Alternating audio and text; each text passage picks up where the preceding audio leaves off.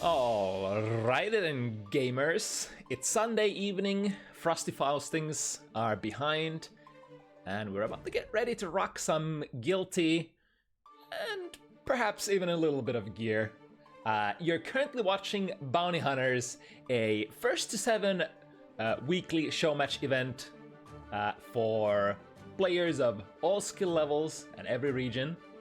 And the name of the game tonight is gonna be, of course, Guilty Gear Strive. I'm your usual host, QK, guiding you through these 7 matches tonight for the next couple of hours. How about we start and take an immediate gander at what's in store for tonight.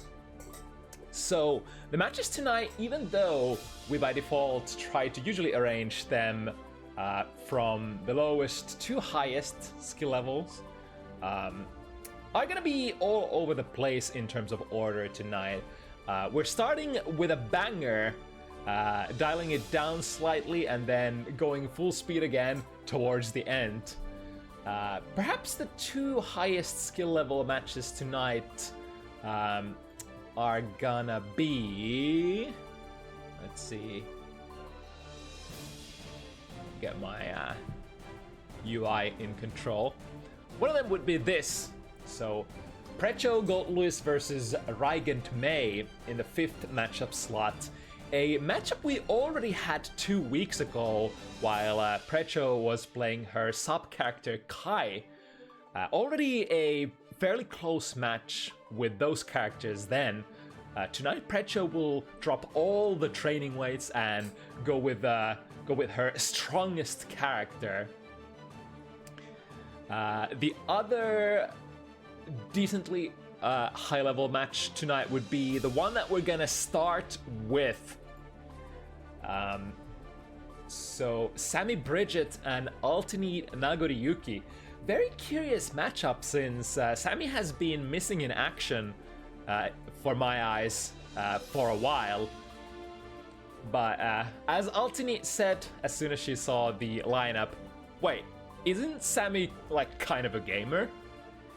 And you know, she would be correct. Samy had a really quick slingshot to very high level gameplay, extremely fast after starting the game.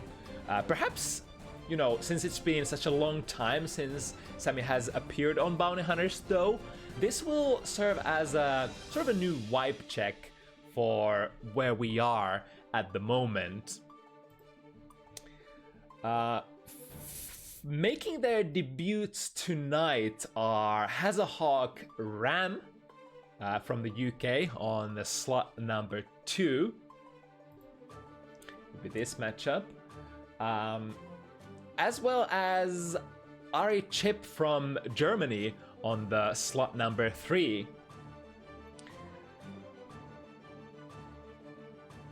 Whereas, you know, let's see.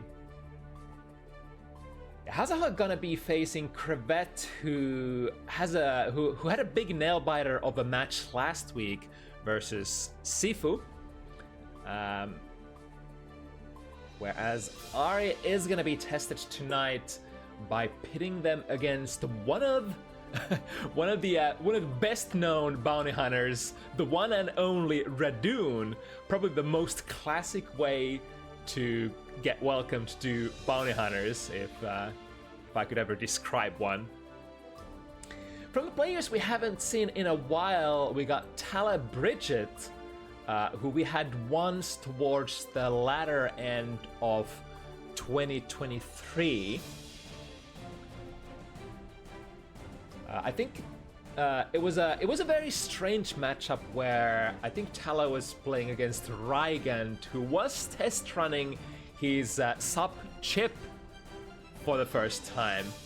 But this time it's going to be a bit more standard in a way, and Talla is going to be facing another Finnish warrior, Sweg Potemkin, who's probably closer to her actual skill level, or at least that is the theory. For Talla at least. What else? For the 6th matchup slot tonight, It will be a little bit of fun stuff included, as Maria gonna be test driving her sub Kai as well. That seems to be a theme around here. Gonna be test driving their Kai against McNuggleton's Biken. Nuggis has had a very explosive comeback on the old main after his Johnny excursion, and is, you know, gonna be ready to see whether Maria has what it takes to pilot one of the most standard characters of Guilty Gear Strive. Yes, indeed, it will be a true test of fundamentals, as they say on this one. It'll be interesting to see how far on the journey Maria is at the moment. And then I guess it's fair to say a couple of words of our final matchup of the evening before we jump into the first slot. We're gonna finish the evening up with another quite high-profile match as well. KS Gold Lewis versus Pokey Anji. Two players who have never really stopped providing us with ridiculously entertaining matches. Both having, you know, multiple near-death scenarios under their belt as of recent. KS had... Who did KS go against the last? I remember Pokey went against Volt, and that went super down to the wire a couple of weeks ago. KS had... Oh yeah, KS played against Maria and came out of that matchup as victorious as well by the skin of his teeth. So two depending on your point of view, if you want to sort of put them as the top of the intermediate bracket, or sort of like the earlier end of the top player bracket, somewhere around there. But since it's drawing towards to the go time, let us divert our attention to the first matchup slot tonight. So Samy Bridget, ULTINEET Nagoriyuki. Alright, so generally I'd say that ULTINEET is probably the underdog going into this matchup, you know, based on my knowledge of these players, but Neat has proved us matchmakers wrong on numerous occasions over and over, and performed exceptionally well in circumstances where we would sort of say that perhaps she's not the, you know, number one player to win this set. For tonight's hustle, Neat's matchup knowledge base has been reinforced by, as far as I heard, Whamel and Precho, who she had as her sparring partners, running that Bridget. There's no doubt though that Samy will bring some really nasty stuff to the table, being theoretically one of the higher ranking Bridget players of the region, in the past at least. I think Samy's numbers are currently not available, but you know, the old dogs will remember the great matches that I've casted from Samy, especially if you know, it's funny thing, most of my games of Samy I've casted have been on different FT7 shows, such as the Hard Edge weeklies, which Samy has of course featured many a times. Mankind knew that they cannot change society. And now, so instead of reflecting on themselves, it is that woman, ULTINEET, the graphical designer of Bounty Hunters, a Nago enthusiast extraordinaire, the de facto wife of this character right here. How is she gonna fare against this character and this player in particular? It's been such a long time since I saw Samy play. Let's freaking get it on and see what's what. Starting with a 6P on the round start. ULTINEET's playing super fast. Already got Samy in the corner. Very nice reaction anti-air.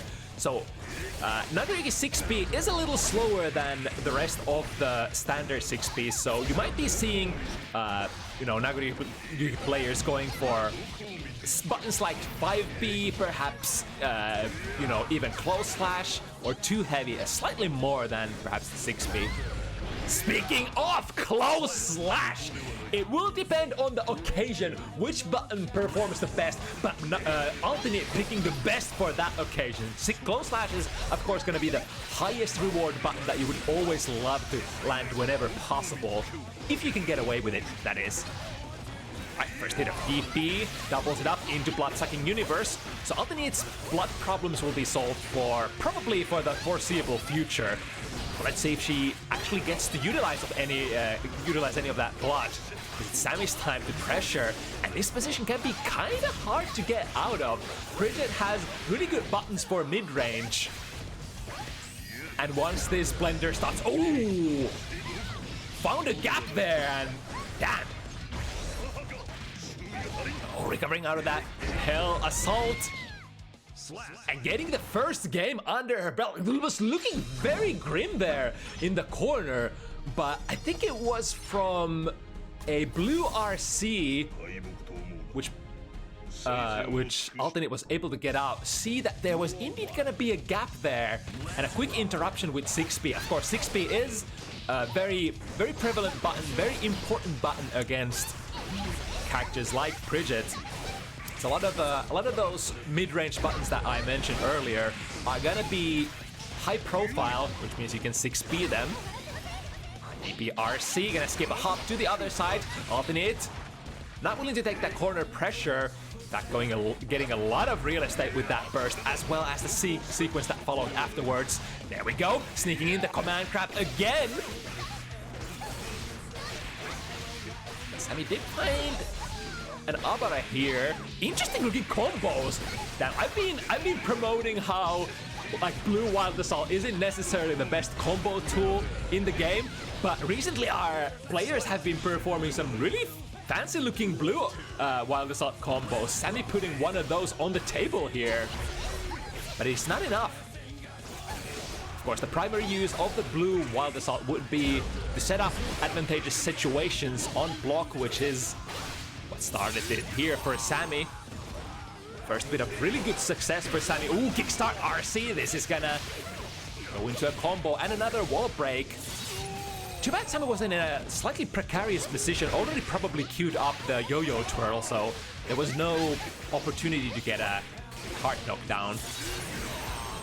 We are talking about a character that deals relatively low damage, and now on the contrast, character that deals a lot of damage per hit.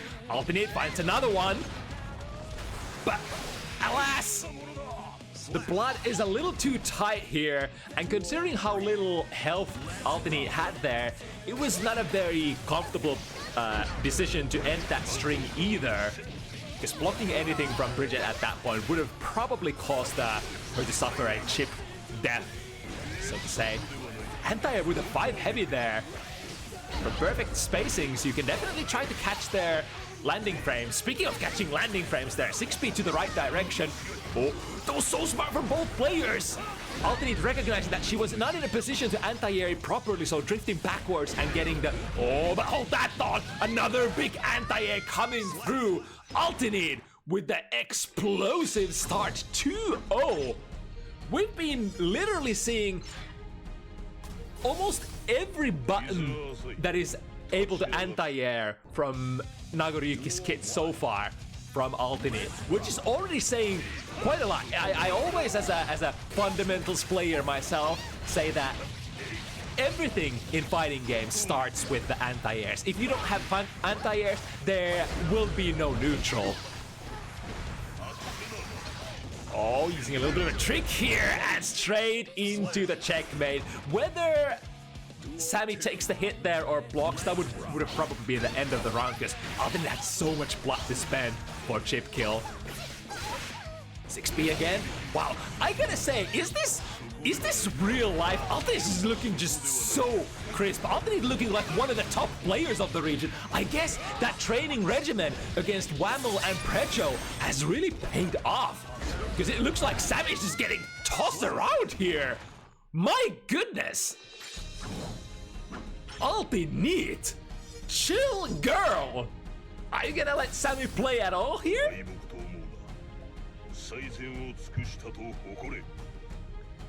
And that third game so fast as well. This is literally what Nagoriyuki is all about. If you have a really rough start in terms of a round start, Nagoriyuki gets one hit on you, it's gonna be wall break. If you can't break the sequence somehow, hold on, got some TOing to do.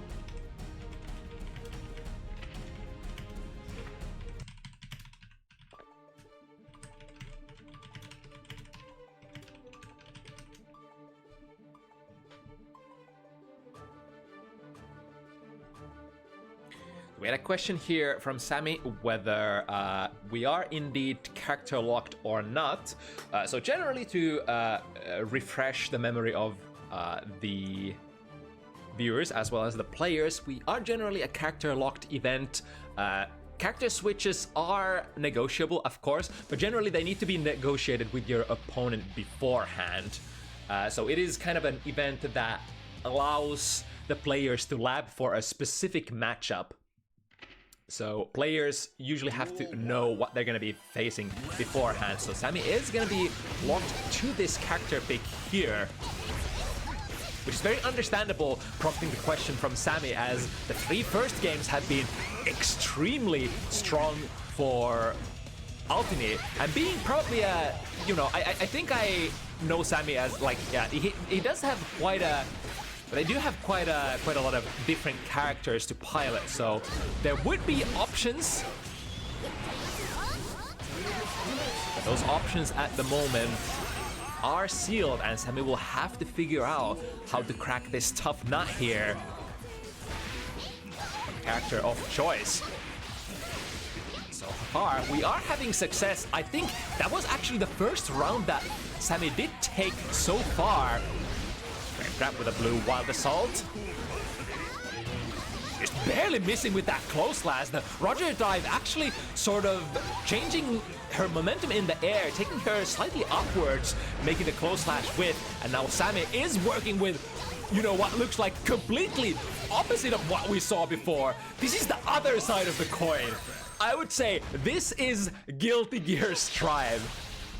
Small things make all the difference in the world. ULTINEET has had a couple of extremely good reads and predictions for how Samy has wanted to play so far, but you know, the same can happen in reverse. Samy basically found every single RPS option that they needed to make the opposite scenario happen. 6 heavy on block, simulating a round start situation. ULTINEET not letting Samy out of the corner. Lots of blood coming through. The reversal throw. The blood is gonna pop, and Samy's not gonna get the highest punish here, especially since they didn't have the 50-meter ready to go. Mask on, respecting. Far slash is gonna do the deed.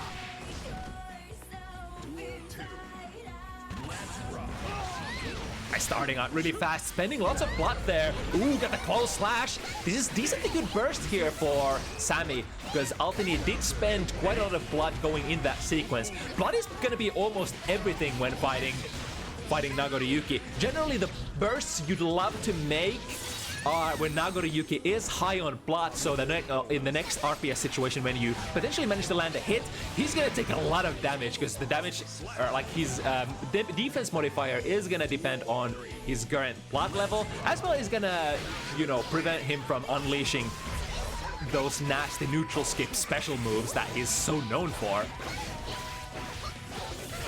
Oh, I think, wait, was that ULTINEET initially blocking that F-Shiki there, but then getting hit by the next hit? 6K into a command grab. That was very tricky. Samy does have quite a lot of defensive mechanics here available, out of which 2 has been used. Missed the combo, but still in a decent position. Kickstart my heart into RC. Misses the combo. That's gonna be tragic, but ready to double it up with a yo-yo twirl from a very awkward angle for Nagoriyuki. Again, we have to consider that the anti-air game for Nagoriyuki is explosive, but not necessarily the most reactive of the sorts. And finishing it up with a nice Roger dive from... That was a really cool Roger dive there, actually. Escaping the corner as well as threatening with the last hit.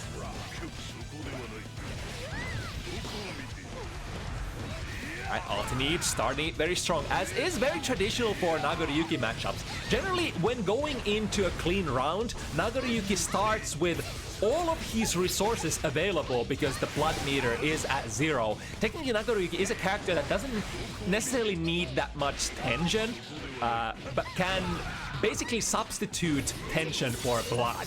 And we see here how destructive it can be if you get locked into that defensive position while Nagoriyuki has all of the resources available that he needs, which is the blood. Very nice here, trying to whiff punish that 5 heavy. Didn't get the punish, but got the position, and now the pressure. Here's where it starts. Samy, oh, good 6-speed those against the yo-yo twirl. One of those yo-yo twirl situations, unless you're performing the setups as... Oh, hold on, that was a lot of momentum from the blood pop. This will take ULTINEET very close to checkmate. And Bridget is traditionally a character that's kind of hard to approach. Good 6B again, man. ULTINEET is just finding those 6Bs like no tomorrow. So DP, not quite doing the deed here, but the finishing touch will be the Roger dive again. One of those dive kicks that is, you know, one of those tools that is kind of hard to anti-air.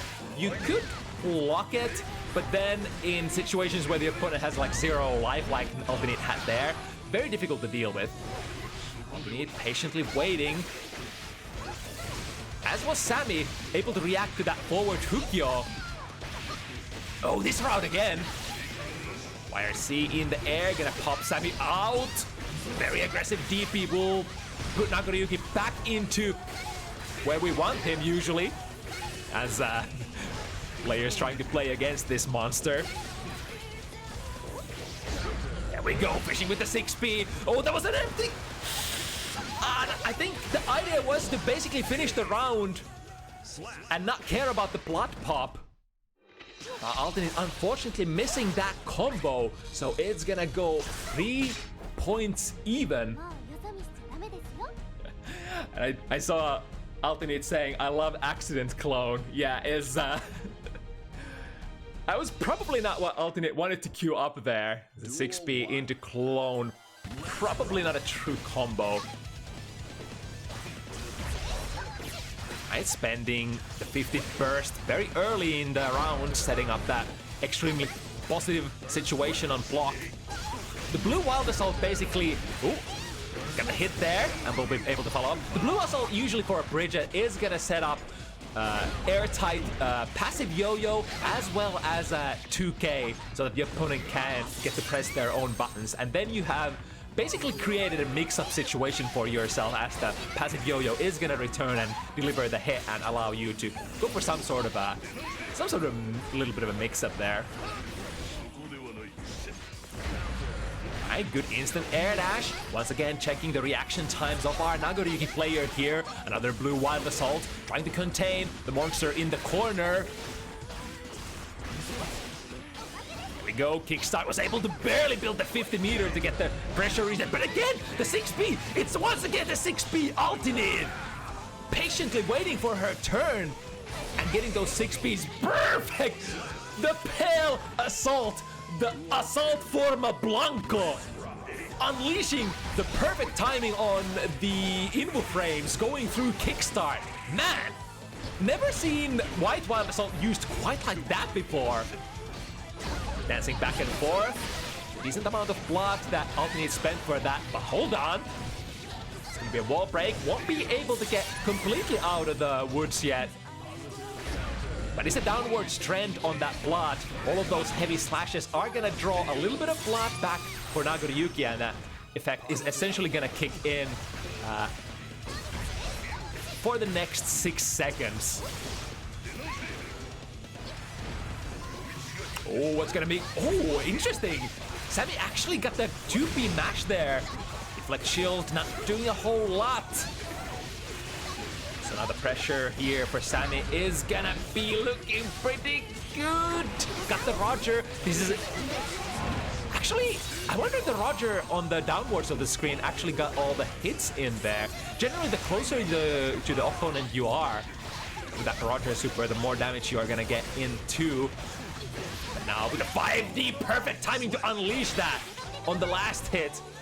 Generally the 5D tap 20 frame startup is not gonna lead into a combo unless you have 50 meter, and it's not gonna, the combo itself wouldn't deal too much of damage either, so it's a very expensive investment early to the round, but at the end of the rounds it's gonna be super good. Far slash gets there in time, followed up by blue wild assault. Samy is spending a lot of resources for this combo. Nice backdash shimmy, baiting the throw through the wall we go. Now Samy completely dry on resources for a while, but if he can keep up the pressure, the positive bonus loop, it's gonna actually build to some decent amount of resources. Yeah, back to the half burst. But now, to combat that, Nagoriyuki and ULTINEET are kind of loaded there, spending the last of her meter on that drift back. And now, it will be a toughie. When you are Nagoriyuki without any burst, without any meter and high blood, those are the true checkmate situations when you are playing against the zoning character. Those are the kind of situations where you would, as you know, as players of characters like Bridget, Testament, Axel, characters that can just keep him out. Those are the situations that characters like that would love to get into and just make, you know, him not able to do anything against you.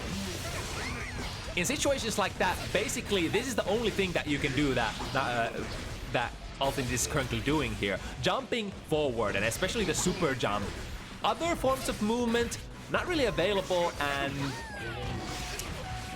yeah, having access to no normal dash either. Oh, hold that thought! Big too heavy coming through. Prompting a burst from Samy as well. Bar slash sequence is not gonna be enough, but chip damage, chip kill is a serious threat here. There we go, I think that's it. No! ULTINEET chose to not take the risk, actually. Technically, she didn't have to. There was still a lot of health to spend, and you know, Samy was building a little bit of meter as well, so could have prevented the chip damage for perhaps like 4 or 5 more hits. Wild assault. It's gonna reset the pressure. ULTINEET finding a stray hit, but nothing very super substantial yet until found that hit, and now Samy with the last bit of their health. Landing a hit a little too high there, I believe, from that height. Looks like was not able to get enough frame advantage on the landing. ULTINEET trying her luck with that reversal throw. Finds it and evens it up 4 each.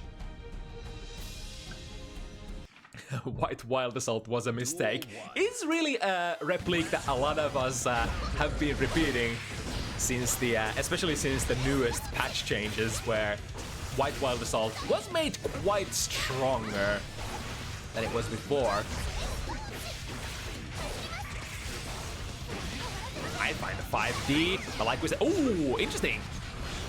Nice timing on the burst, putting Samy in the corner, and now, because Samy chose to confirm that 5D tap, he's not gonna have any resources to get out of here other than what is available naturally in the kit. DP is gonna be the choice.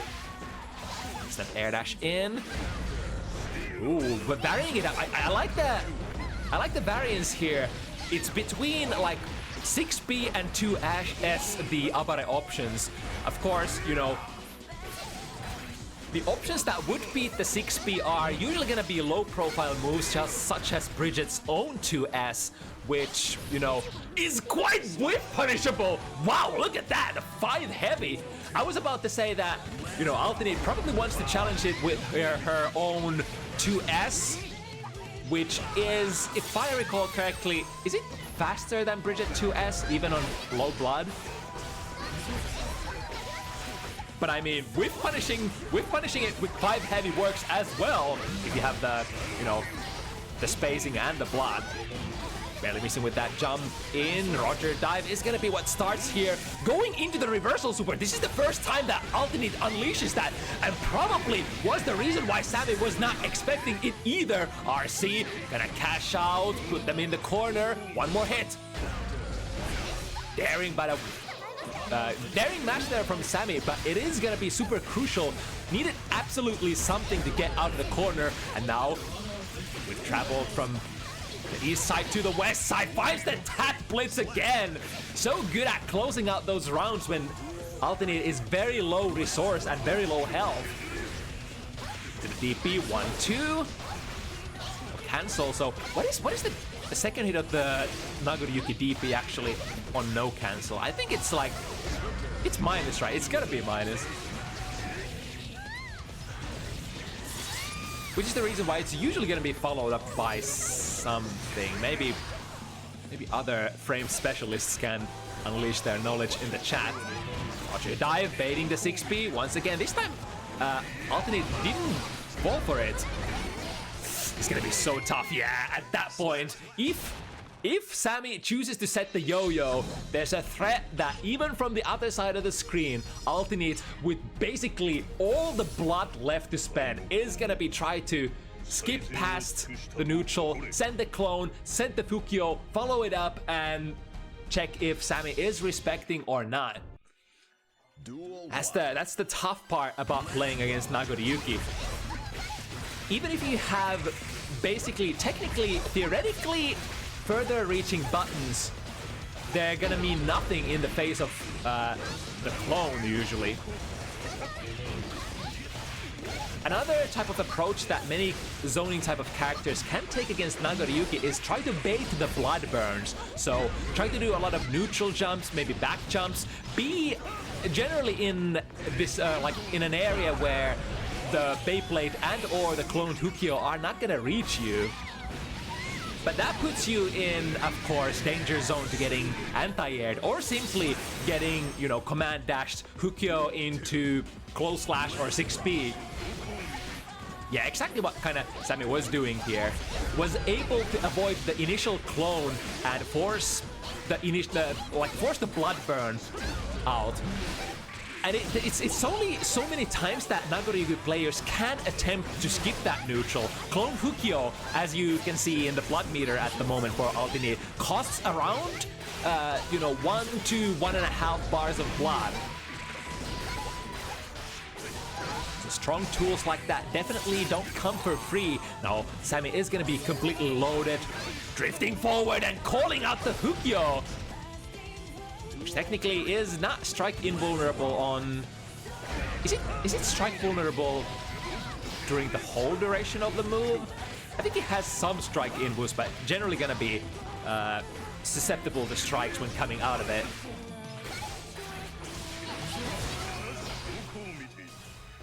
Right, half blood. Spends a lot to try to skip into there. We got in there. However, the drift RC, the fast RC, already met by the 2P match or the 2K match by Samy. And now this is gonna do decently high amount of damage because Ultineet is on a high blood situation. 50 meter, 50 burst available.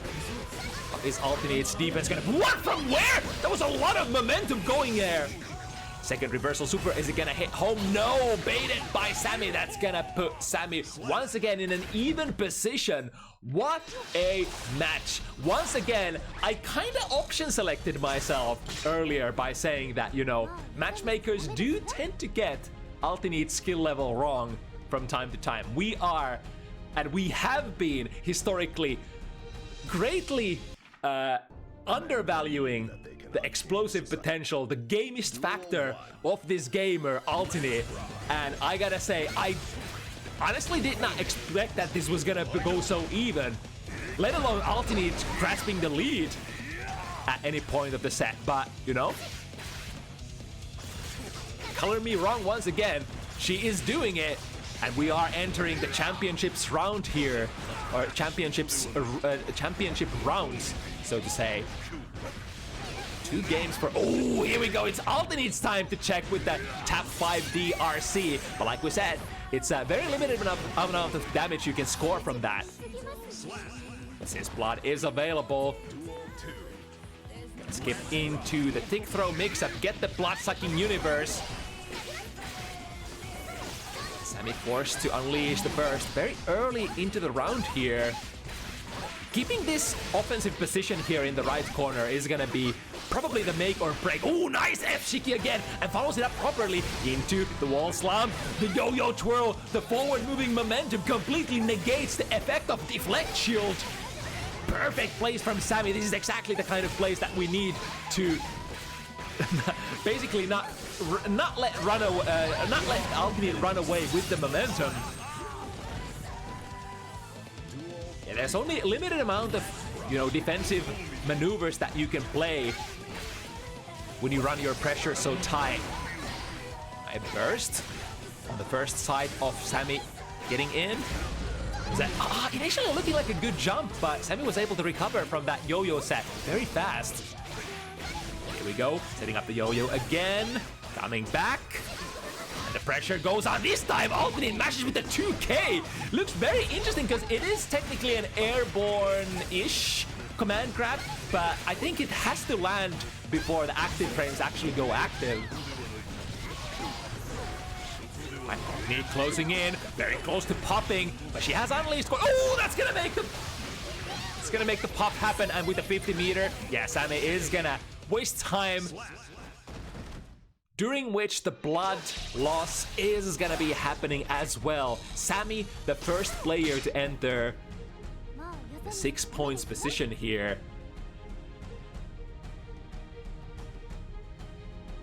Yeah, that definitely looked like another accident clone.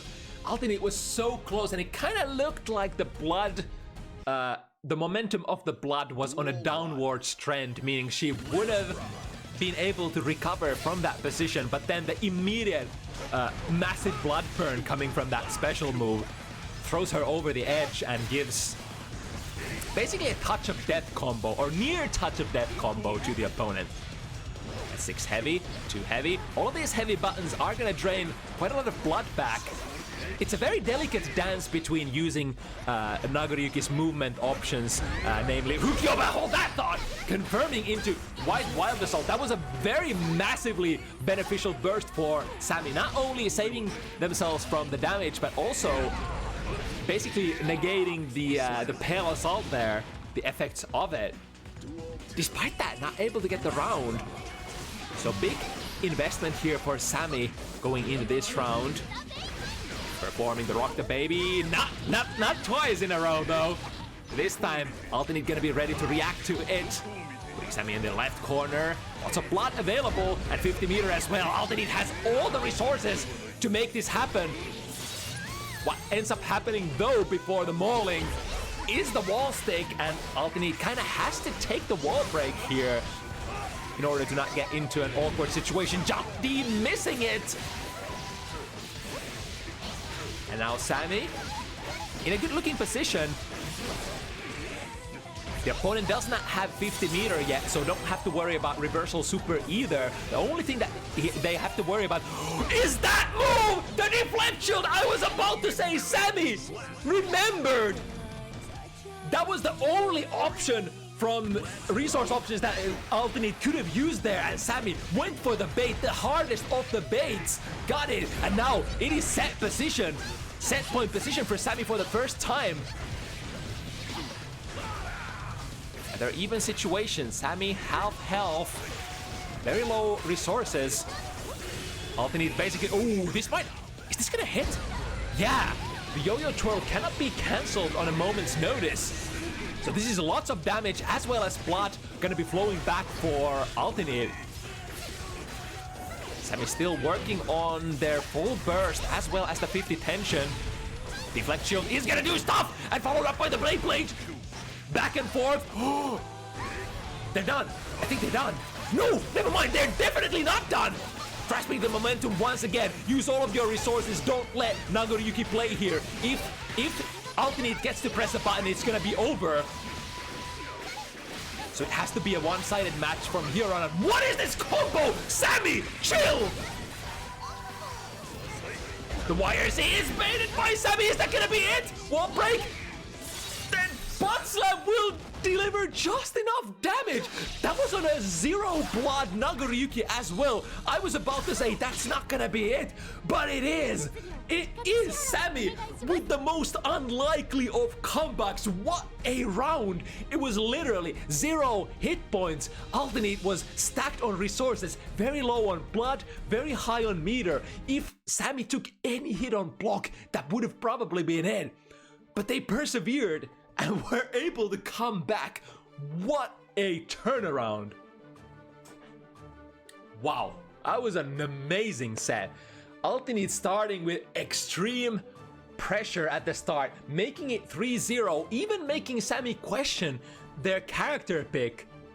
But then culminating into a very even battle, neck to neck, 5-5, and then those last rounds at the very end. Oh my god, that's a classic. As a immediate, instant bounty hunters classic if I've ever seen one.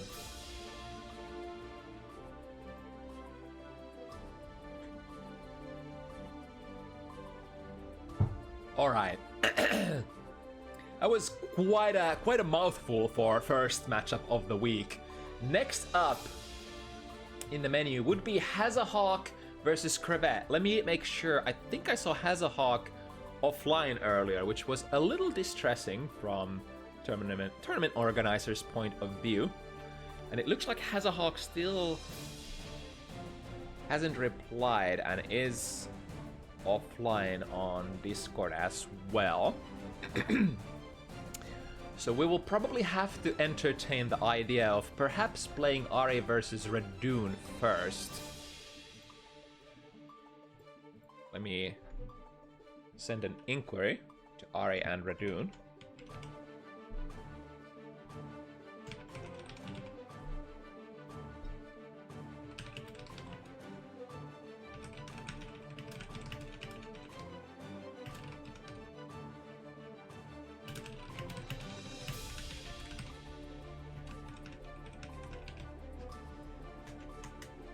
I think Ari did say it is gonna be okay, and considering Radune, yeah, I think both players are ready to go. I mean, Radune is one of those players who was born ready, always ready to go. So what are we even bullshitting about? This is happening right here. All right, so we're gonna play the number 3 match next. Ari's debut on Bounty Hunters, a chip player from, if I can remember, was it Germany? Germany. I think it's Germany, yeah. Rocking against one of the few Swedish active players that we have on Bounty Hunters. Even says, I'm going to H flash kick round start. So, I didn't want to say it, so I was like, let it be a surprise.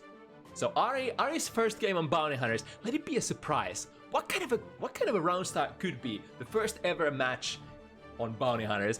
I didn't want to say it out loud, but Radune has already spoiled the mystery.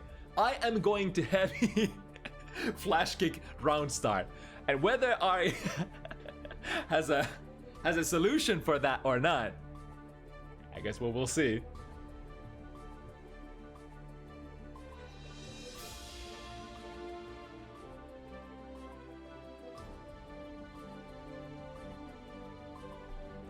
Always a pleasure, as well as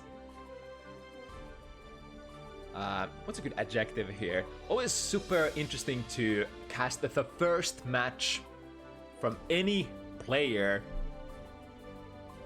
Ari is basically a blank slate for me personally, because I haven't seen this player on any competitive events before.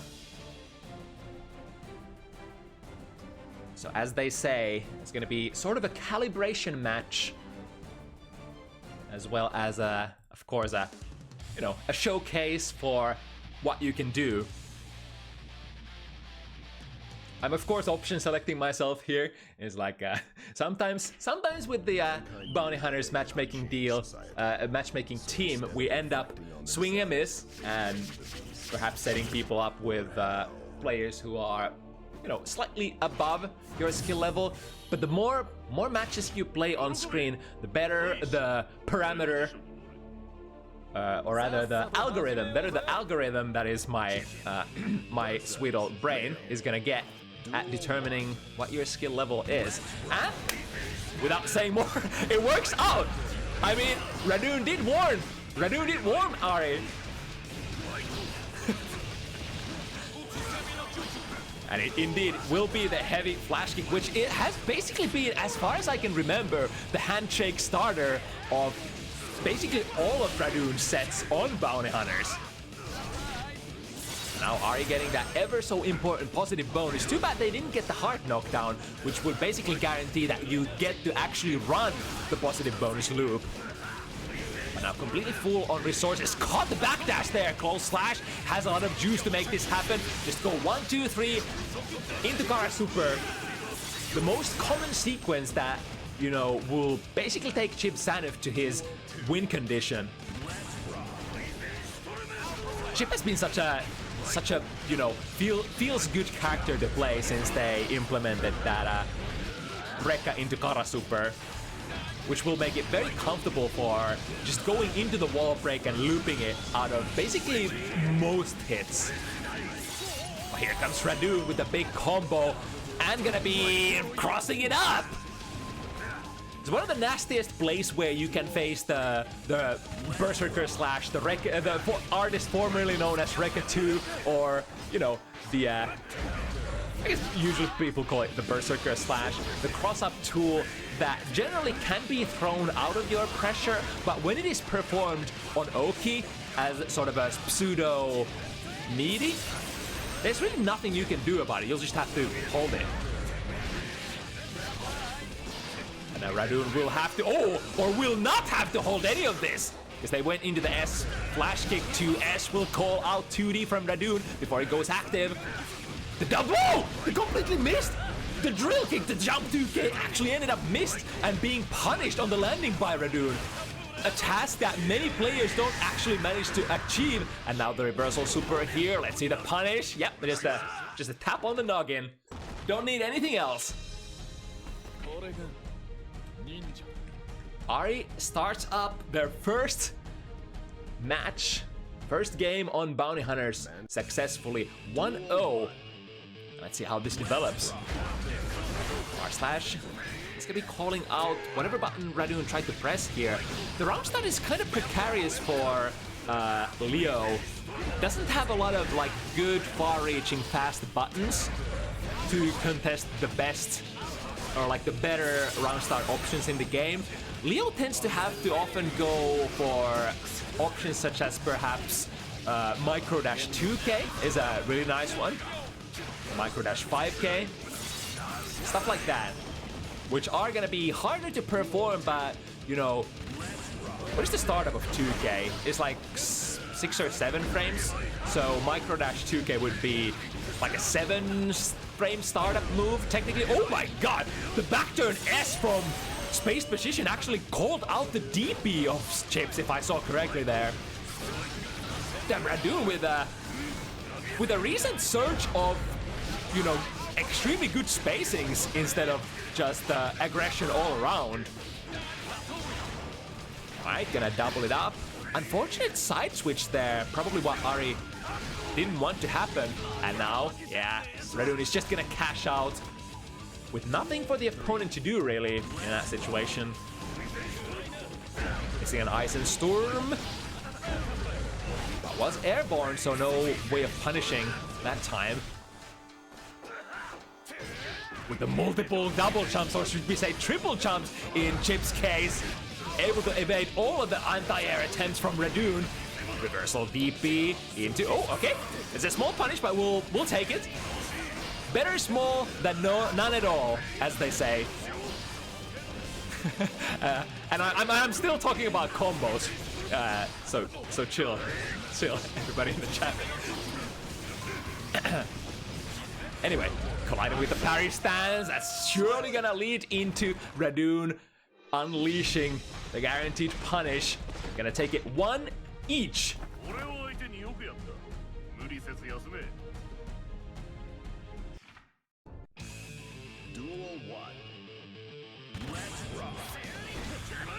Right, Radune with the backdash here, choosing to not contest at round start. Right, the far slash goes into the back turn stance. The timing wasn't quite right there. I think the back turn P should probably be able to anti-air from both sides. Right, neutral trade. Here we go, Radune was perhaps expecting a reversal super there with that back walk. Perhaps a DP. There we go, speaking of DPs, Radune with that pseudo meaty throw, grabbing Ari out of their reversal DP with a very nice read. And a 6P, yeah, that's the other thing. Even if you don't have like fast buttons that can reach them, you can attempt to contest their high-profile pokes that are too fast, because you will, like 6P will always low profile under standing pokes, right? You always have that option available. All right. Again, switching sides.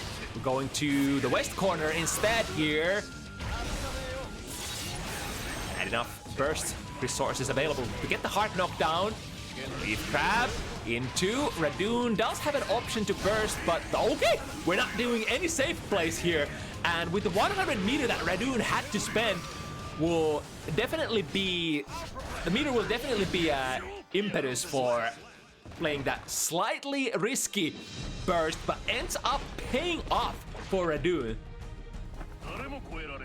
I generally, you know, if the life situation is relatively even between you and your opponent, and if on top of that you also have lots of tension to spend, I tend to say that those bursts are always justifiable. There tend to be like no absolute right or wrong answers when it comes to the burst game meta, oftentimes. But if those parameters align, then I will give my blessing for you to burst in a, you know, top level competitive environment. Oh, missing the up slashes there on the wall run. It's interesting. Jumping over the Rekka 3, so there was a lot of delay on that Rekka sequence from Ari. Burst into the corner. 2S too heavy, not with punishing that 2S whiff from Radune. Now it's Radune's time to break the wall. Is that gonna be a kill? Not quite. We've got the Japanese guts going in, even though, wait, Chip is not Japanese, right? In lore. Japanese-like guts, I guess we should say. It's the ex-druggy guts, right? Yeah, I got my lore right. Chip is fake Japanese, yeah, fake weeaboo. Chip is literally a weeaboo. Isn't he like American in the lore? Oh, but there we go with the answer. Is the back turn B able to anti-air from the wrong side? The answer is yes. It indeed can.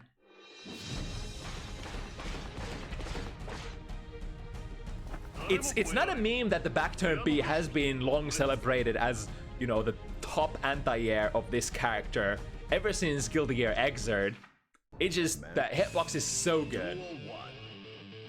The downside is that, or the difficulty is that you, unless you are already in back turn, it takes a, you know, there are a couple of different ways of going into the back turn, but all of those methods are gonna take a considerable amount of time. And with the back turn B once again contesting the skies, perhaps Ari will have to consider what the air approaches are gonna be when, you know, Radune Leo has access to that back turn stance on the ground.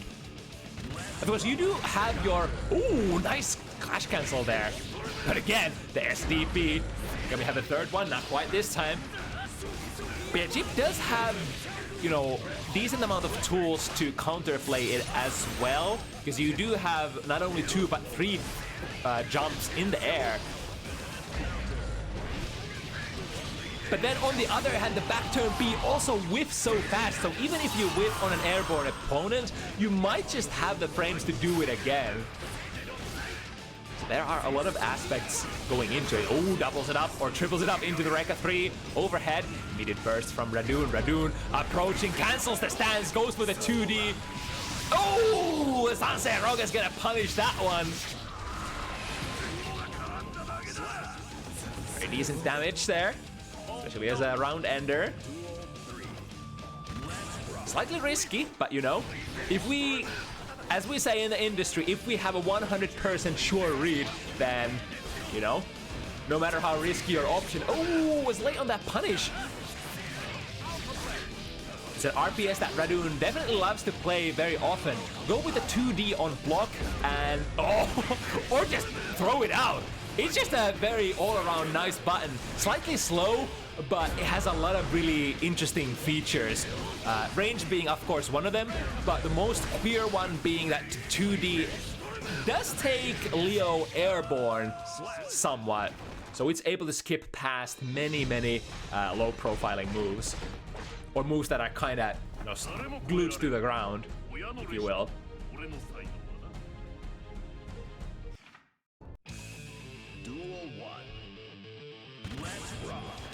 Alright, Radune does have quite a bit of a lead here. Nice, gets the punish. Radune, 1-2 hits, ready to burst out as well. Ari unleashed. Oh, the 2D collides with the clone, which will, of course, send Mr. Zanuck reeling.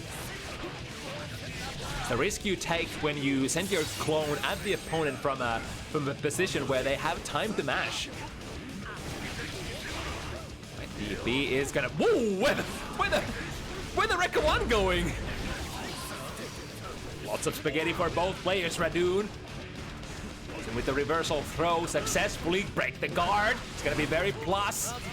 Ooh, the turbulence usually minus on a grounded hit, but colliding with the opponent airborne is gonna produce plus frames. The interesting quirk of Guilty Gear Strive that whatever collides with your block when you are airborne is gonna produce plus frames for the opponent, because it sort of imposes is it a guaranteed landing recovery? Certain amount of frames. I forgot how many, but you know, that's kind of. Oh, the far slash against the incoming clone again. That's the second time that Radune has been able to do that. And once again with the back turn B, immediately confirming into the super. Very nice choice. No, don't have to risk with the difficult combos if you already have the reach there. And Radune slowly running away. They started very even-ish, but now Radune has been able to start the engine, and we're going full speed ahead.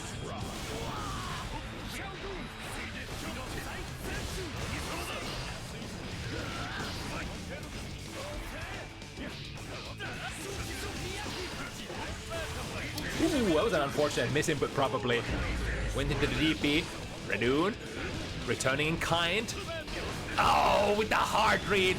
It's generally when you're hanging about your opponent in back turn stance, you of course have no access to block. You can, against reversal supers, you can post flash, use the reversal, the back turn D. But in case of DPs, you won't be able to react to those. You will just have to predict if the opponent wants to go for it and perform a, you know, guess back turn D yourself if you want to deflect the DP. Radune missing with the ender, but again, this time able to jump in. Ari going through that back turn B that has been basically a brick wall this set so far. Oh my god, swinging a lot of misses there. Radune releasing the burst, immediate response there from Radune as well. That was a, wait, I think that was a startup of a heavy DP. That really looked like a, DP to me, but the 2D from Ari was able to break it, so it makes me think that was probably a heavy DP startup we saw there.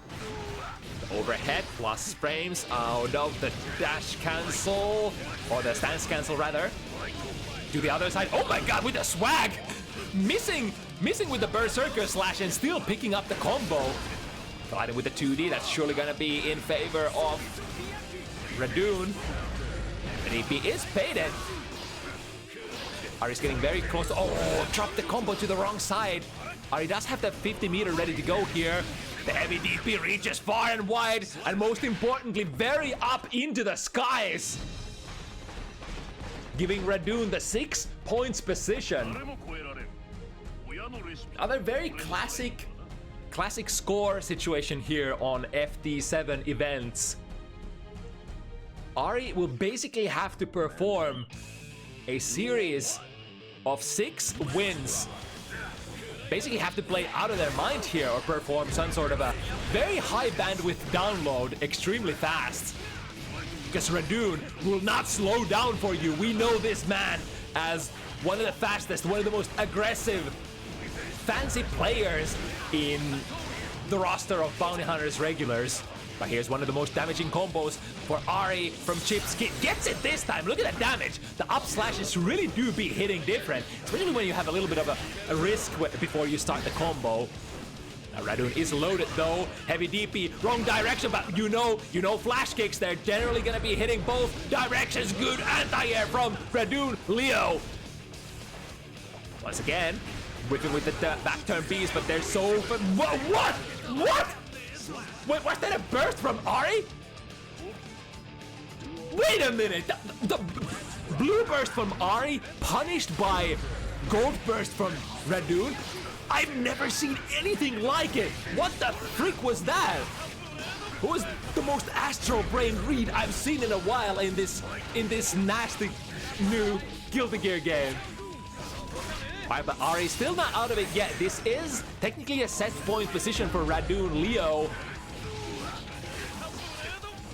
But Ahri working with a very nice round, has the positive bonus as well. Drill it! But Radune's gonna say, no, you will not drill me. I will drill you. I will flash kick you. Got the wall break. And the resources to make it a heavy knockdown as well. Guess for your life here. DP collides with the parry stance of Radune Leo. And Radune will walk his way slowly to the victory. I'm still reeling from that. Was that a in the left corner there? Was that a blue burst responded by gold burst, or was that a that's what I saw. That's what I saw. What the heck? I love Guilty Gear. This is literally why I play Guilty Gear out of all the fighting games out there. No matter which entry to the franchise, you boot the game, you watch some matches, you play some matches, you always see some weird shit happening that you've literally never seen before. Alright, but Ahri with their debut match on Bounty Hunters, like we said, this is still like, when you enter Bounty Hunters for the first time, it's kind of like a calibration period of sorts. So hopefully we'll see Ahri again in the future. And hopefully we'll get them calibrated in the knocking order of Bounty Hunters roster, so to speak. Now, let's see. We did have a response from Hazahawk, and looks like they unfortunately won't be able to make it in time, so that would mean that we skip to matchup number 4 here, which would be Talla versus Dr. Swag. Before we do that, let me update Crivet on the situation as well.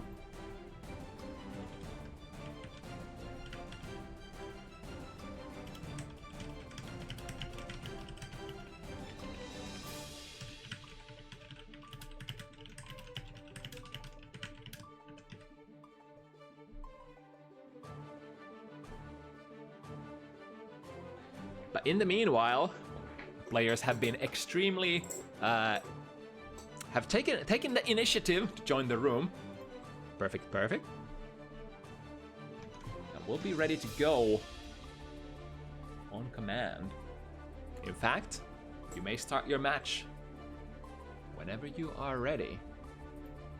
So Talla, coming back from, I think it was around 4 months, 4 months ago that we saw Talla for the first time. Had her debut match against, I think it was Radune, Rygand Chip.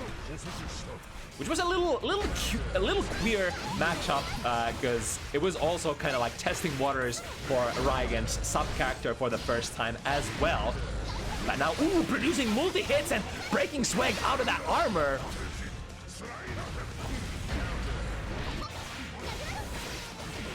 Of course, gonna be, you know, one of the most immobile characters in the roster, our de facto grappler against, you know, a character who... Let me flip the character, or rather the player names, there we go. Against, you know, character that is definitely capable of zoning, capable of playing the keep away, and then when you get the hit, capable of playing a very tight mix-up game that doesn't allow Potemkin to mash with a lot of the options that Potemkin usually would love to. Of course, one of the most prominent ones being the backdash. Famous Potemkin backdash, which was, you know, arguably tuned down a little for the newest installment of Guilty Gear. Alright, Talla finding that high. Is that gonna be in time? No, there was a little pause there. The little hesitation allows Swag to tech off the wall. Now Wild Assault, making sure that the yo-yo is not gonna do anything after set. Finds the low into kickstart RC. It's gonna be very close, but not having the 50 meter to spend at the end there.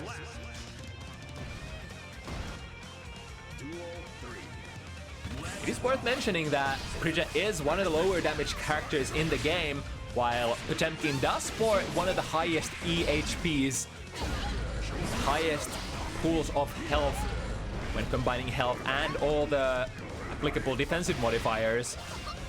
So Precho will have to combo Potemkin quite a few times before you get him to tap out. Many of those combos are probably gonna be with the soft knockdown as well, because you have to do it so... Oh, the hell, hold that thought! We're going into the matchup mix-up! Talla standing up and blocking the overhead successfully and converting into her own sequence. That was pretty great. It's very reminiscent of Potemkin doing like... Watch it in the old game, like Trishula hiding himself behind the Trishula and then doing the overhead so that you can't see the overhead flash. Slightly different in this game. I guess in this game you can perform the 5D as a tap, which will make it very hard to react to, being 20 frame startup. But Talla successfully in the previous game clearing that reaction check. Oh, 2K Swag actually hopping over there. Just trying to fish for the yo-yo coming back. All of the projectiles will be able to be flicked, but the problem is that Precho's projectiles are not very easily flickable, as I think the yo-yo does not have a active hitbox going out if you perform the passive version, which means it can't be flicked either. But of course, if she chooses to use the aggressive yo-yo one, the one that has a hitbox, that would be. Alright, into low again, setting up the shot. Good defense initially for Swag, but getting knocked down. But unless, here's the difficult thing. If Talla makes mistakes on offense, because she has to combo Potemkin so many times over and over, even one small mistake on otherwise successful round can lead immediately into exactly this. Swag was able to get a mash out, completely flip the situation, and basically perform like 1 or 2 combos and make Talla tap out instead. Nice, reads the deflect shield. Keeping it tight. Oh, it was the second hit of the normal that ends up breaking the wall, so Talla had no agency there for what kind of a knockdown she was gonna get. Swag was trying to be kind of cute there, performing the heat tackle RC. Nice punish, and that's actually not the simplest thing to do in Guilty Gear Strive either. Punishing Slide Head successfully with a reaction instant air dash. There are multiple different reasons why that is. One being, you know, for one, the move is so low profile all the way to the recovery, has armor, as well as is much faster on recovery than in the older games. But Talla was able to pull that whip punish or the punish off successfully there. Right, converting the... Oh, okay. Very nice DP. It's definitely a good... whatchamacallit, good investment in terms of meter to go into Hammerfall, RC, and then into Garuda Impact, which is pretty much the win condition. You kind of get to a sort of RPS for the round win immediately when you make your opponent block one of those Garudas. Swag kind of close to negative warning, ends up not making any difference here as Talla does find the hit successfully. 2S into a quick 1, 2, 3. Schweck into the corner, but here we go once again. One of those Potemkin specific tools, Hammerfall, the charge move that has one instance of armor. And look at that massive damage. Miss with the Hammerfall, but still, I wonder if you miss it like that, is it plus for you still? Go another Garuda. Since that wasn't an airborne opponent, it's gonna push the opponent quite far away. Depending on your position, sometimes you might actually want to just take the Garuda as a hit if it ends up, you know, pushing you to the other side of the screen. It's the nastiest position is where you're basically guard crushed in front of Potemkin, taking a strike throw that would probably deal half of your hit points on a successful read. But Sweg kind of put himself on the board here.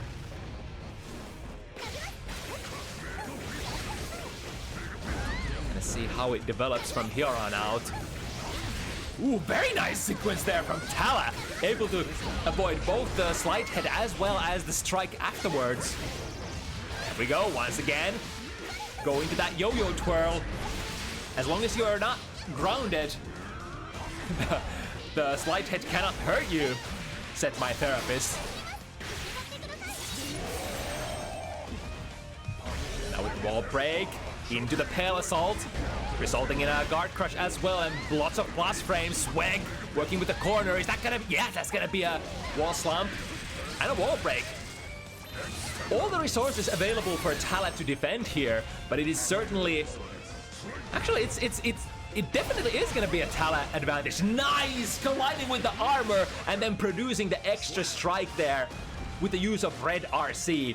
Textbook play against Potemkin.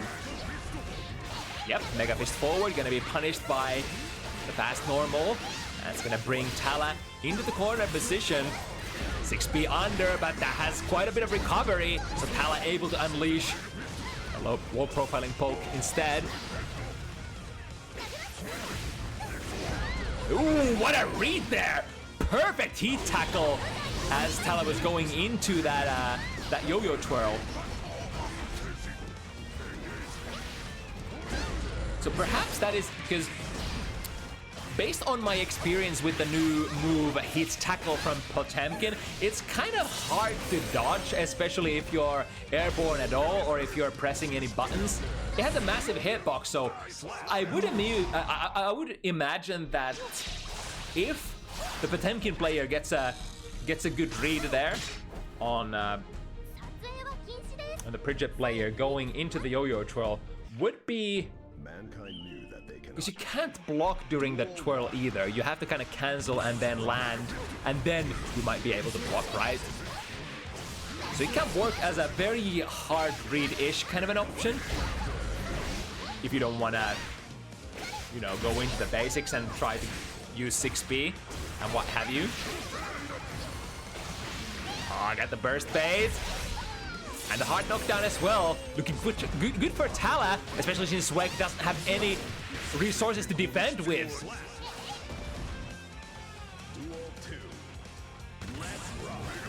Talla looking to grow her lead here. The matchup number 3 on this week's Bounty Hunters.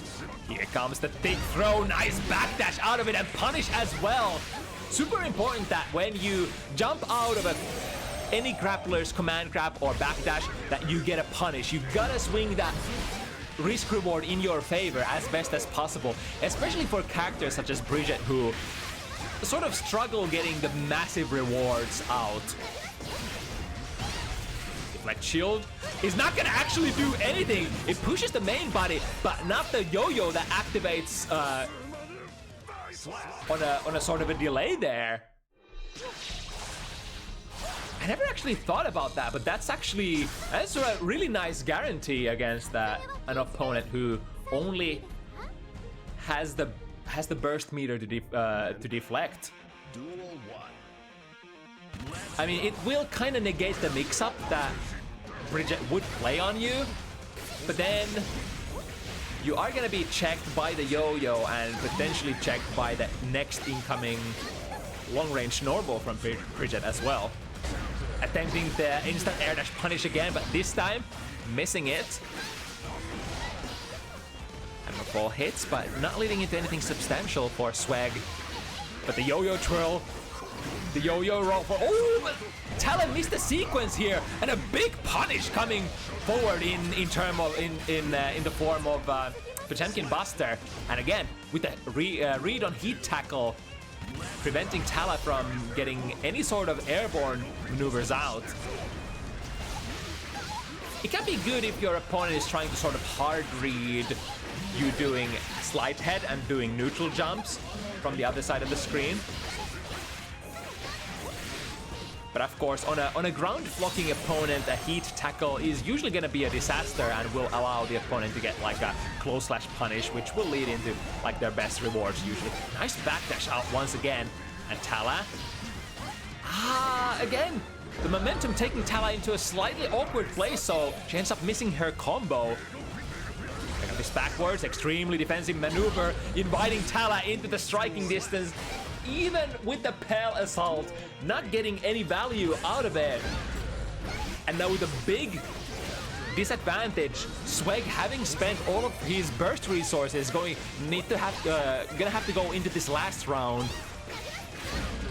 2S is one of the most comfortable tools to call out those Mega Fists, be it forward Mega Fist or back Mega Fist. Bridget, one of the few blessed characters in the game that can work with a hard reach tool like that. Nice. Moving up and able to dodge the slide head with a backdash as well into the empty low that should be or could have been the end. Not quite. Swag has a chance, but no. Fire Slash once again tags Swag out of that. And Talla is blazing forward. The momentum is immaculate. 5-1 here. What is the adjustment that Swag can actually make here? I think one of the big problems has been that, oh my goodness, Talla has the read, the reversal, or rather the round start wild assault responded by Talla's read, or rather not read, can actually react to that and throw on reaction. Garuda, kind of far away though. Yeah, Talla recognizing it as well and jumping, or rather backdashing out of it. With a massive life lead, Swag is gonna procure that round. Jump over this time. It can be a little tricky if you are kind of like soft reading Pale Assault round start from Potemkin. If you try to walk backwards, you're gonna be moving away from the target, and you might, in some frame situations, actually end up missing your throw. So, like, moving forward would be the most guaranteed way of putting yourself in a position where you can reaction throw. I think we're gonna be getting a DC here.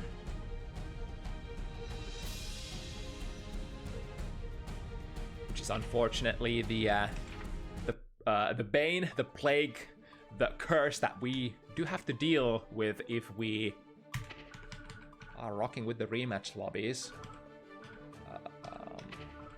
So let's flip the players back into the lobby.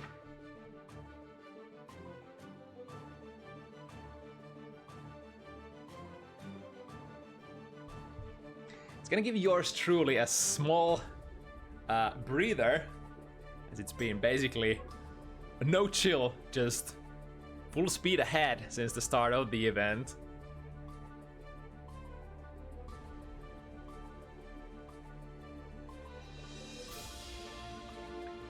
It was a pretty fast round though. I wonder if the players noticed and it's sandbagging here. Nope, they are indeed playing it out. And as is basically tradition in my events, we will preserve the competitive integrity of the event, and if the players don't notice the spectator drop, we're simply gonna let them rock it and accept the score, whatever it may be. Looks like it is actually Sweg getting the upper hand here.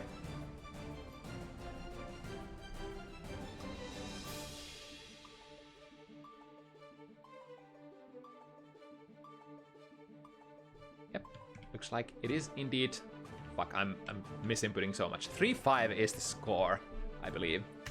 Let's flip this back into rematch as well.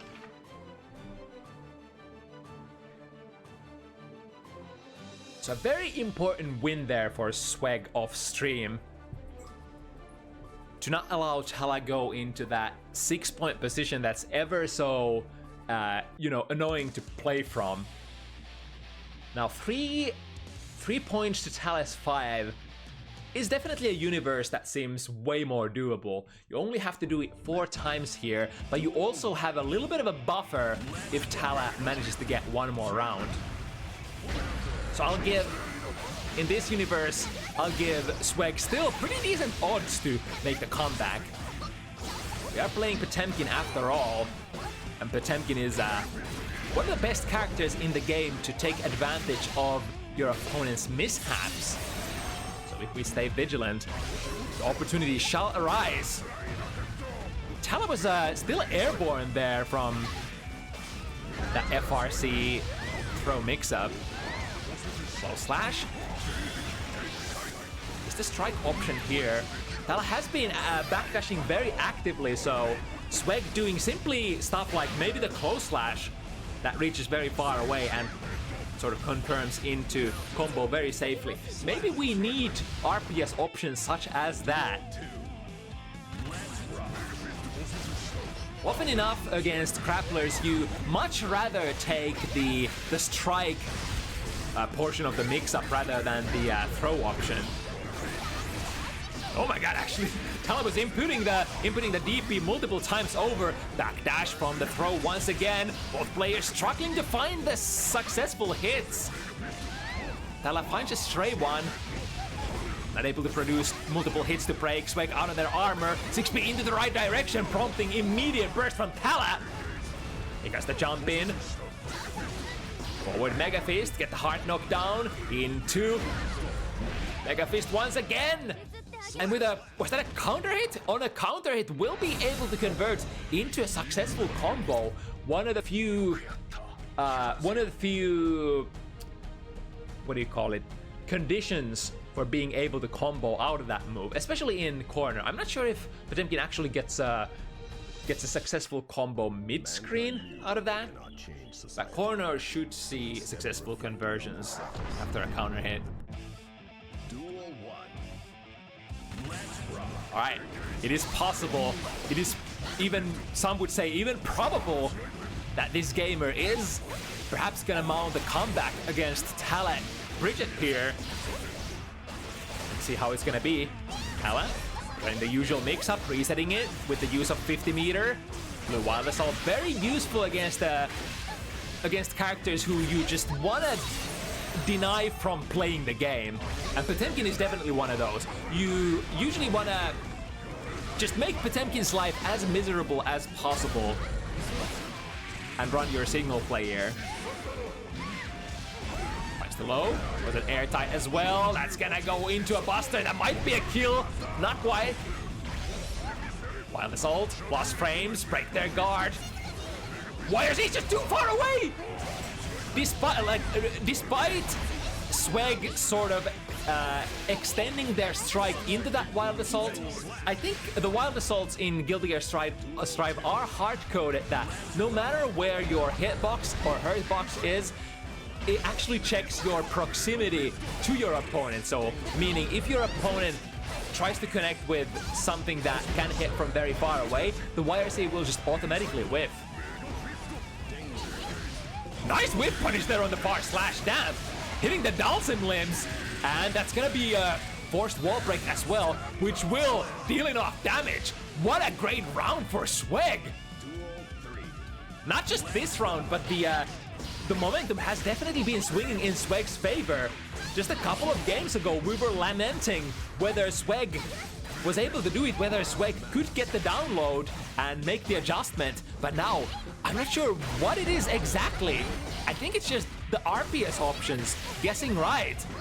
It is gonna be a huge portion of the was trying to go for the command grab, but unfortunately too slow of a starter there, startup.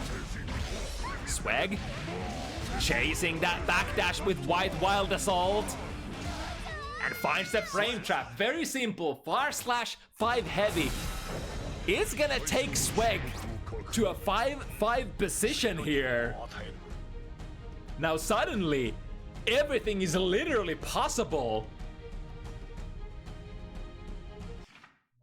Mankind knew that they cannot change. But you know, it is often the case as well that after a successful momentum swing, when your opponent figures out something and represents options that derive from those successful downloads that they were able to pull off, it can take a couple of rounds, but then you do the counter adjustment, and now Talla definitely in a position where they have a little bit of data of how Swag has been able to,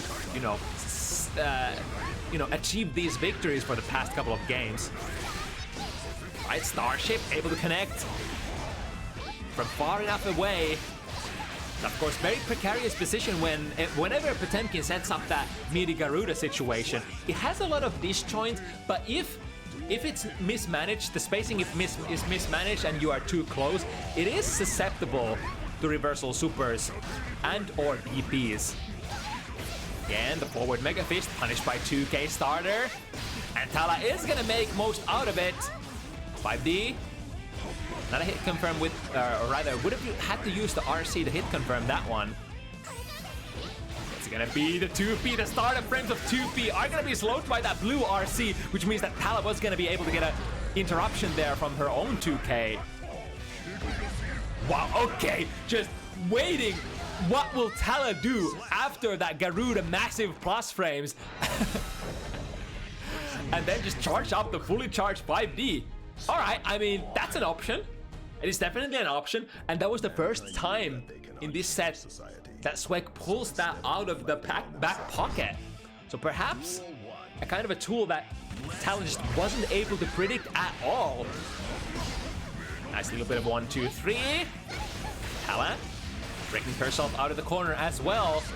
But both players dropping their opportunities to go into Oki setups. This should be a successful one though. Yeah, into a meaty throw. And now the shop is open. Both players have the meter. Meter for meter here. Very smart from Talla. I would consider that the yellow RC myself as well. When the opponent, like when Potemkin spends Hammerfall YRC and then tries to go into the Garuda, that's one of the nastiest situations. Oh, but speaking of the spacing of the Garuda, that time it did clash, but the DP from Talla was not in range to actually connect with Potemkin. Forward Mega Fist, perhaps one more forward Mega Fist could be it, unless Talla gets to mix it up first. Hard knockdown into a meaty throw. You have to respect it as well, because the layer 1 option is gonna be an airtight, either an airtight overhead or a low. Mega Fist forward, nice punish. Let's see if Talla can bring it back. Counter impact into, yes indeed. Strike throw is the name of the game after that. And what a strike throw it is. Take this mix up. What we're gonna go into. It's the low this time. Unable to finish though. Swag entering the danger zone, making the first set point happen here on the Swag versus Talla set. Let's see if Talla can still bring it even once again. Looking good so far. Again into the empty throw, which is gonna be the option that calls out Deflect Shield from Swag. Avoiding the slide head with the DP input frames. Backwards Mega Fist not leading into much. Can we throw? Can we throw? No? Is that throw invulnerable? I forgot. Swag with a double jump. Closing in. Punish is there despite the precarious situation. Talla is ready to unleash the successful punish. Talla with the 50-meter. RC. No, that was purple RC. Talla definitely wanted the red one. Despite that, we are still in it to win it. Talla has so much burst resource, so this sequence would have probably, if it wasn't able to hit successfully, would have led into a couple of multiple pressure resets with the use of Blue Assault. And here we are, ladies and gentlemen, as well as attack helicopters and everything imaginable. Last game, look at that. Talla once again reacting to the Pale Assault round start. Definitely has experience of being in that situation before. Not even some even higher level players won't be able to make that. Either don't have the knowledge of how to play that RPS situation or just don't have the reaction times for it. But Talla blazing forward with those, oh, hello? The cheeks, delaying Swag's momentum in the air, making Talla miss the anti-air. This could be a making of a comeback, but now not the Oki situation, or rather not the knockback situation, knockdown situation that Swag wanted. Will have to play neutral against Talla Bridget, and ends up losing it. And now going into potentially the very last set here, set point Talla with full burst resource ready to be spent. Against the first hit as well. Pushing Swag into the corner, can break, chooses to use the tension this time, preserving the ever so important burst resource. It makes sense in a way as well if Swag would have managed to take the round and Talla would have been able to save the burst resources. It is the burst resources that move between the rounds, so they are slightly more precious to save. But now Swag spending their last bit of get me out of jail card of sorts. No burst for either player again! The yellow RC coded to not being able to connect from that range, and it's gonna be the double Luigi. Last one, no takebacks. This is gonna be for all the marbles. Which one is it gonna be? Talla coming back from 4 months ago, or is it our recent Potemkin addition to the Bounty Hunters roster, who's gonna be Dr. Swag? Nice backdash out of that 2S, spends Deflect Shield, so that's gonna mean Swag won't be having any burst resources for the rest of the round. Has to go for that tension option. 6K not connecting, and now Talla, suddenly Talla in a very nice position, has the advantage at neutral, has all the resources in the world, and unfortunately queued up the yo-yo twirl already. What's it gonna be? Dash, oh baby, no, Swag, got the read. Oh my god, did Talla just overextend? Assault, break their guard. Why? Okay. Whoa! Oh my god! Swag got a taste of their own medicine. That time, that was too far. In that distance, Talla spaced the too heavy from a distance where it cannot be wire seed. Oh my god! That's the most active set for showcasing that mechanic. Both players trying their very hardest, unleashing wire seeds from distance where it does no good. But in one way, it was the only thing that the players could do.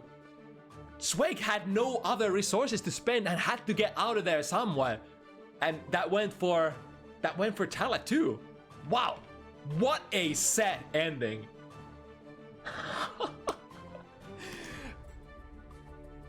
Only here on Bounty Hunters.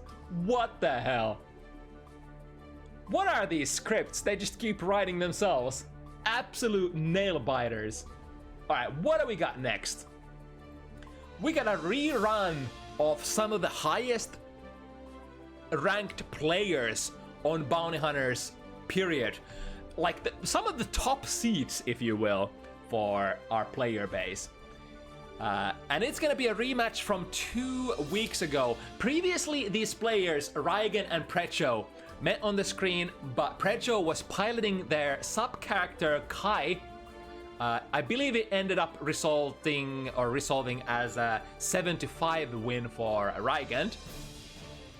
But this time, all the weights are down. All the training weights have been removed. Precho is on her main character, as is, of course, Rygand. I heard rumors of, Rygand going through a quick training regimen when it comes to Gold Lewis with none other than our very own Shady, who basically plays the whole cast.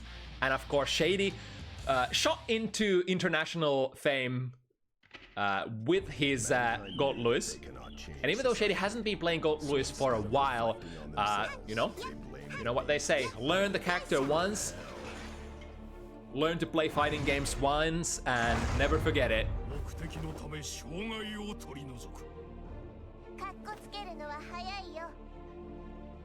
Right, some of the finest of the community. May versus Gold Lewis. Gold Lewis, extremely... what's the adjective I want to use? Let's say Gold Lewis players have been very happy with the recent developments. Not just, additions to Gold Lewis's kit as it is, having actually decently fast 2K, among other things, but also the universal changes to gold, the pale assault, the white assault. Ooh, the FD pushing Precho far enough away so that the coughing swing ended up missing there. There we go, got 2 hard knockdown. Oh, what kind of a mix-up was that gonna be? Kinda looked like Precho was a little late there, so Rygand was able to mash or jab her out of the sky using 5P. Back turn. Uh-oh, you're in a danger zone, and the tick throw happens so fast. Not even any hits of the drone registering. Nice whip punish. Followed up by red wild assault, of course. Dropped the combo at the end there. Not too bad, I guess, because Rygand is still in a primary mauling position and slowly depleting the life bar of Precho's, but now just a couple of hits and it's all equalized. Now Precho is the one running the show. Got the hard knockdown with the use of pale assault. White wild assault is so hard to say. That's kind of why I've been trying to default into the pale assault. That's way easier for my challenged native Finnish commentator tongue. What do you think? Should we be allowed to call it the pale assault?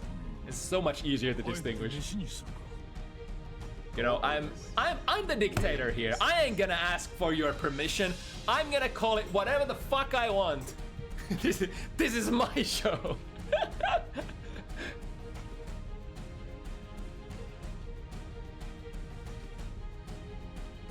White Washington? Yeah, especially in the case of Mr. Gold Lewis here. Right, first one going in Precho's favor. Rygand taking a long breather there. It's always important to contemplate on like what the contents of that particular game just was. How do I adjust? Because during the game, you don't have a lot of frames to think about stuff. When you are in the game portion of the competitive gaming in events like this, it's just go time. You're performing your muscle memory for majority of the time. So the best time you have to reflect upon what just happened during the match is between the games. So it is, in a way, slightly... Oh, nice deflect shield, though. It's gonna give Precho the distance to unleash the security drone. Rygand with a successful throw there at the end. They do say that May is very standard character, very basic, clear-cut, straightforward strike throw. Perfect timing on the burst for Precho. That's gonna not only get Precho out of the combo, but also empty Rygand of all of their burst resources, because you wanted to go for that red wild assault for the conversion there. Hammer them onto the wall, and now what's it gonna be? I was able to build into that 50 burst, but dropping the combo, the 5k not connecting on Gold Lewis. And Rygand will somehow have to maneuver all these long-ranging pokes. They are pokes that are technically very unsafe to miss. Also gotta be very careful about the chip damage and 2k. There we go. I didn't mention it, but the new upgraded 2k is probably like a very nice addition to this matchup as well.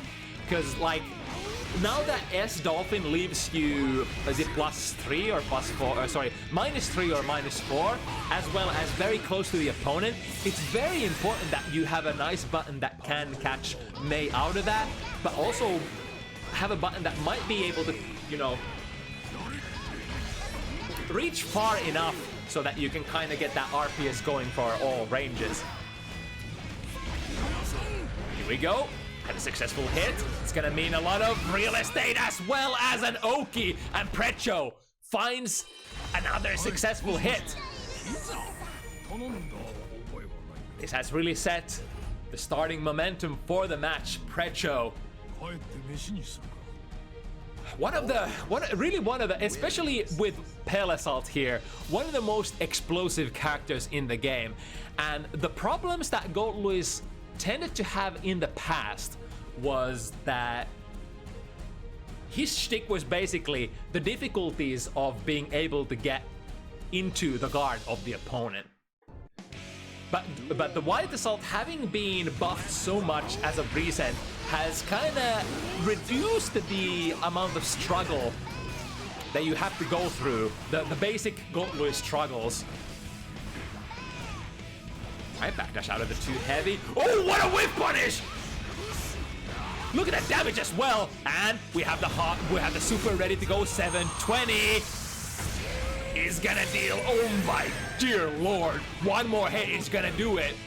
Gonna do it from a very safe distance, swinging a 5 heavy, probably because Rygand had so many resources to defend with.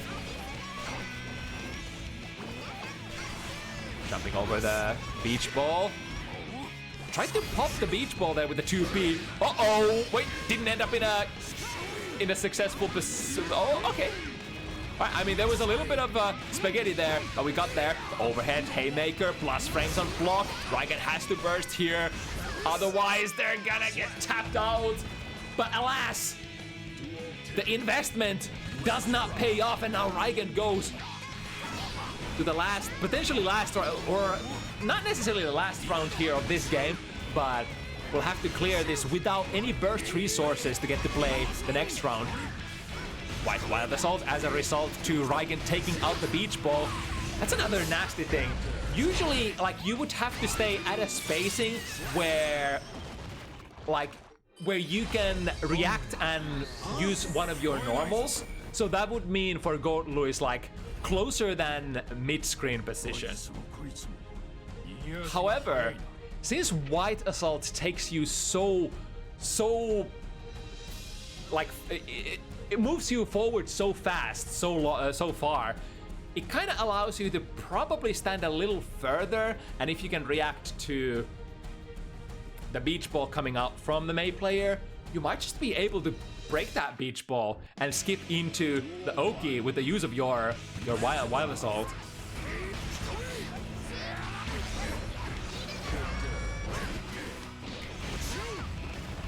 Right, here we go. The haymaker is the play once again. Rygand had the mash here on point. Of course, when performed as a meaty, might be dangerous to mash against. But the basic RPS of Gold Lewis's pressure is usually gonna be, is he gonna perform the slow starting haymakers that produce the most plus frames for him, or is he gonna try to frame trap you with Behemoth Typhoons that might either be minus or would push you too far away?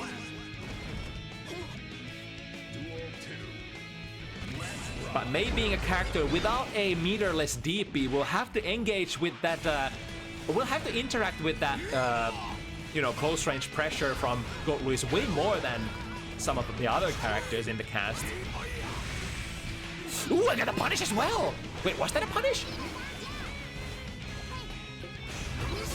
There with the whip punish! It was a small one. Rygand didn't have the 50 meter ready to be spent yet.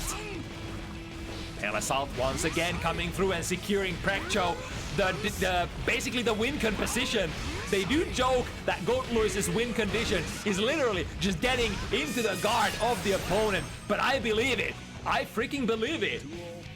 Based on all of the Goat Luis games I've played, or rather played against, as well as all the games I've casted, Goat Luis players tend to finish their prey with such a precision, such a good consistency whenever they get into that mauling position. I'm willing to believe it, but now Rygand has the advantage here, trying to jump over the Pale Assault. I mean, gets a decent value out of avoiding it like that.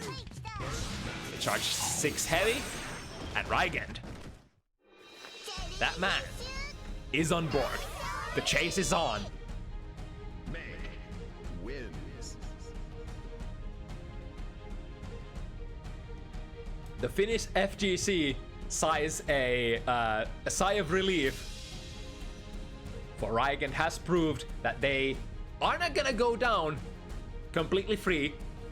We have the tools, we just have to pull out the right ones. We have to pick the right options, and we have to manage to avoid a lot of those wild assaults. The addition of the new wild assault kind of reminds me of the dynamics of a Nago matchup, whereas you can't really rush into the match, can't rush into the neutral against Nago before Nago actually burns a little bit of his blood, right?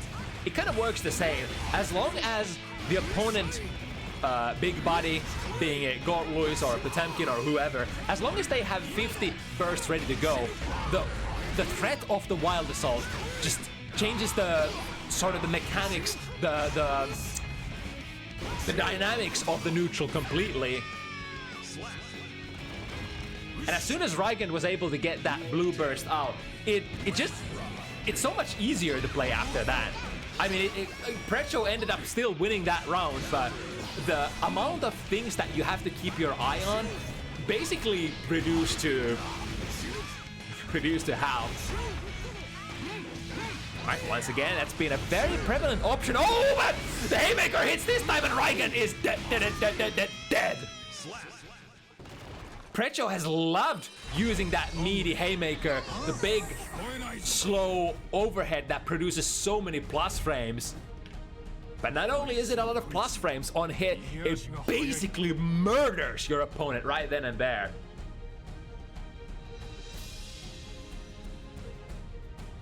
And unfortunately, it's like, for a character, like, you could be able to react to it, and perhaps certain characters who have access to DPs could be able to DP it on reaction. But unfortunately, we are not talking about a character like this here. And as soon as you, like, or by the time you react to it as a Mei, you basically can only respect, I think. You can't even backdash out of it. Correct me if I'm wrong. Nice with the double jump into jump D shenanigans out of the corner. Rygand moves, close slash connects on a backdashing Goat Luis. Not able to pull through with a hard knockdown. Already had queued up the dolphin finisher. It's one of, oh, it feels so painful. The Palace of, oh, but Rygand with the killer well. Nice, and with the RC 100 meter, breaking out of the sticky situation. Taking Rygand, that killer well, taking Rygand airborne, able to avoid the trajectory of the security drone as well. Alright, here we go. Hammering Rygand to the wall, hard knockdown, spent their wild assault, and now, what's the mix-up? It's gonna be a couple. Good defense from Rygand, but situation is looking very dire here. Rygand running out of resources, not even 50 meters to spend. And that's jumping P. As they say, in the secret societies of Gold Lewis. One of the unsung heroes of Gold Lewis's kit. Not very, you know, looks very unassuming, but definitely a kind of button that you need for a character like this who has very few fast starting buttons overall. And Rygand getting a wall break, both players rocking the 50, soon to be 100. Ooh, perfect spacing, that was absolutely perfect spacing for Rygand. Or perhaps should we say a misspacing for Precho. She was definitely trying to white assault through that beach ball again, but just didn't have the spacing this time. 100 meter, 720, that's gonna miss, but she can RC. Were we gonna RC too? Oh, actually that ended up connecting on Rygand on block. Alright, spending the security gauge here on the minigun. Got the throw. And what's it gonna be? The overhead! And Precho, once again, making the plays. It's the pace has been the same from start to the current situation. Make the plays, start it out with a pale assault, and then transition into the overbearing pressure of Gold Lewis. And it's not like you can keep neutral jumping against Gold Lewis either. If you predict the wild assault is coming, we've seen it from time to time. Rygand has been trying to jump, even double jump over it, but the wild assault just hits so high up in the sky as well. All right, nice deep dash, close slash. Got a little awkward hit on the back dash. And Precho got the back throw. Here's where it starts. Again, get the hit even before the security drone hits, even comboing into the security drone. Here we go, hard bait, Rygand, not ready to bite just yet. 6K connecting on the back dash, not being able to combo out of it. Bar slash, going active already. Precho tries to swing a counter 6B against it. Oh, Rygand getting the burst, but not the punish. The burst actually pushing Rygand so far away in the sky. But the effects of that burst bait are surely gonna be felt during this round. Now Precho is gonna start the round without any access to the pale assault. And Rygand, in turn, is ready to strike. Rob the 6 heavy, fully charged 6 heavy, very plus on block. Oh, okay, gonna go into the wrong direction, so Precho not gonna take too much damage. This time Rygand was able to avoid it though, and that means no wild assault for the rest of the round. This could be a huge chance for Rygand. Now Precho will have to play the neutral using only security drone and the meter. Unleashing the Gold Lewis explode. Whoa, wait, I mean, I say that and I forget that Season 3, you actually build back bursts so much faster than previously. Alright, but Rygand able to find the successful hits and move into 2-5 position. Again, giving a chase. The sort of what's the mathematical term? The split, it's basically been two for Precho, 1 for Rygand so far. Rygand definitely needs more of those good old game wins. Starting to be a very... Oh, nice! The trademark Rygand move. Jump D, jump D, jump D. Land right next to them. If they try to anti-gear you from the wrong side, they're gonna get thrown. Oh, here's a good 6B from Precho. Jump over the beach ball, but Rygand was reading that. Going into the up dolphin into big combo as well. Now Precho is gonna be loaded after this heart knockdown though. 75. Oh, using the super PRC tech, avoiding Rygand's strike there. Man, that was so close to a kill as well. Now Rygand, what's the option? Take this mix up, slow down frames. Even after those couple of hits, you're like not quite sure. Am I supposed to be pressing here? Are my frames slowed still? Precho starting this round. Pale assault into the coughing swings. Here we go. Rygand spending a lot of the meter trying to push Precho away. Ooh, this time Precho was reading what side Rygand was gonna come down on. 2B. Both players within the throw. Precho, having the meter advantage, is able to drift away. But that sort of ends up working for Rygand, I suppose. Dolphin trade. Life situation rather even, but now the plus frames produced from the Pale Assault. Here comes Precho. The guard breaks. Caused a considerable amount of chip damage. Rygand getting the S-Dolphin jump scare. Stopping the prey just before. Is that gonna be a kill? No, just barely not finishing it. Oh, but the PRC tech again! OTG attempt! Rygand is trying to pounce out of them. I'm not sure that is that plus? After the security or that minigun. Rygand trying to pounce forward again with the S-Dolphin to prevent Precho from hitting buttons, but no dice. And that will mean we will move into that ever so uncomfortable 6-point position for Rygand. Or rather, Rygand is in the what should I call it? Not the down dog, the underdog. down dog. We have the up dog from Giovanna, and then we have the down dog. We have all dogs, and again, I think Precho has been kind of figuring out that super PRC. I've been able to hit it constantly, and it has been working out. So why should I not do it? Why should I not risk it and see if Rygand can find the answer? And it's a relatively, you know, it's a sequence that requires decent amount of execution as well. So unless you've played against players who perform that on a regular basis, you might be slightly not comfortable dealing with it. And Rygand moves out of the corner, but this is technically a set point position, and Precho finds the combo! Score! It's gonna go to the wall, and it's gonna finish the game 7, or rather the set 7-2.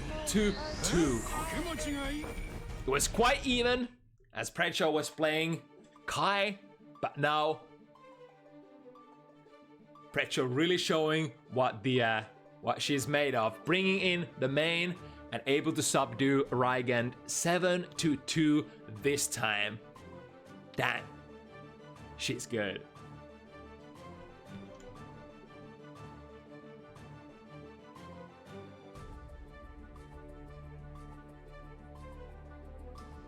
Whew, moving on, we have 2 more to go. First one of the matches available, McNuggleton versus Maria. This is another twist matchup for, or matchup with a twist for Maria. Maria is not going to be playing their main character, which is the Nagoriyuki. Is going to go for Kai Kisk for the first time. Oh yeah, let us not forget this amazing card here. Was sort of a whatchamacallit, a mutual agreement that these two players were gonna face this week's edition of Bounty Hunters. Generally, Maria, actually let me ping the players so that we can talk shit after that. Do the TO stuff first, and then let's enjoy the smack.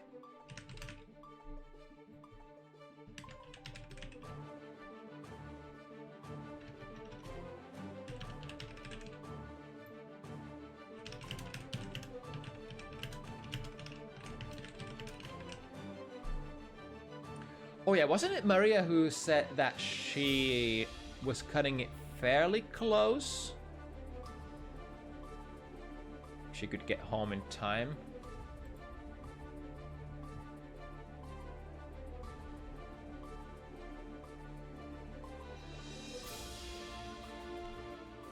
Let me check if the players are. Right, Maria said, or wait, which one is this? McNuggleton said they are ready to rock. But what of Maria?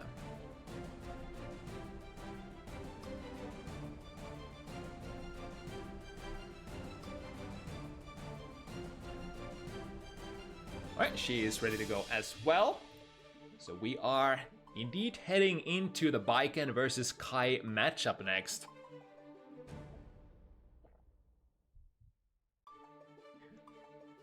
So McNuggleton had a very long streak of very close losses on bounty hunters on Johnny.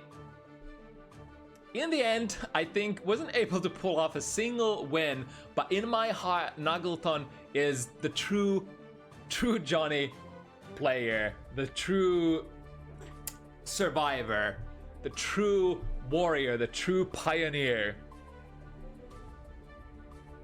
And always delivered such down to the wire, extremely enjoyable games, even while playing on the what is now considered the old side hustle of a character, which was Johnny.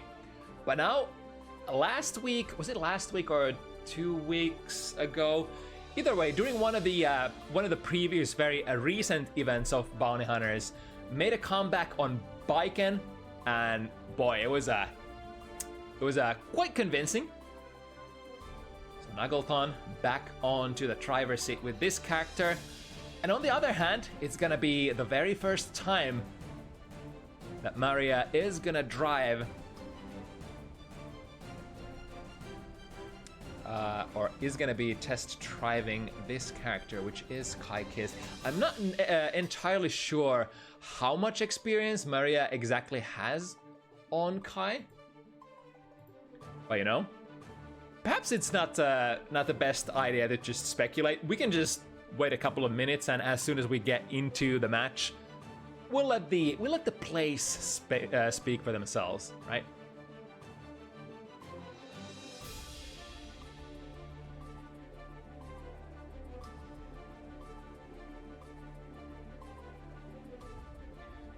Speaking of the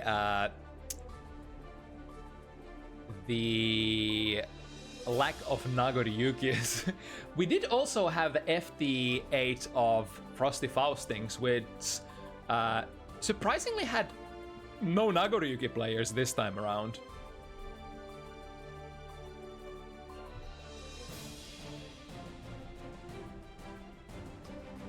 Although, as far as I understood, one of the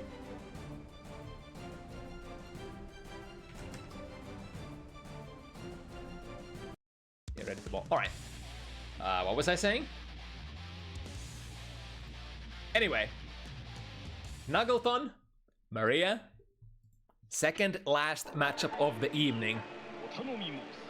I'm really super curious to see how Maria plays on characters other than Nagoryuki. I mean, we've seen her Zato already on that the other challenge matchup recently that they had against Swag. Was it Swag? I think it was Swag, right? Where they only had 1 week to learn a character. And I mean, Zato is a hard character to learn. So how about we dial it down a little, go into slightly easier to master characters, go with the basics, and see what kind of performance we can have from a player who is one of the most explosive Nago pilots, one of the top,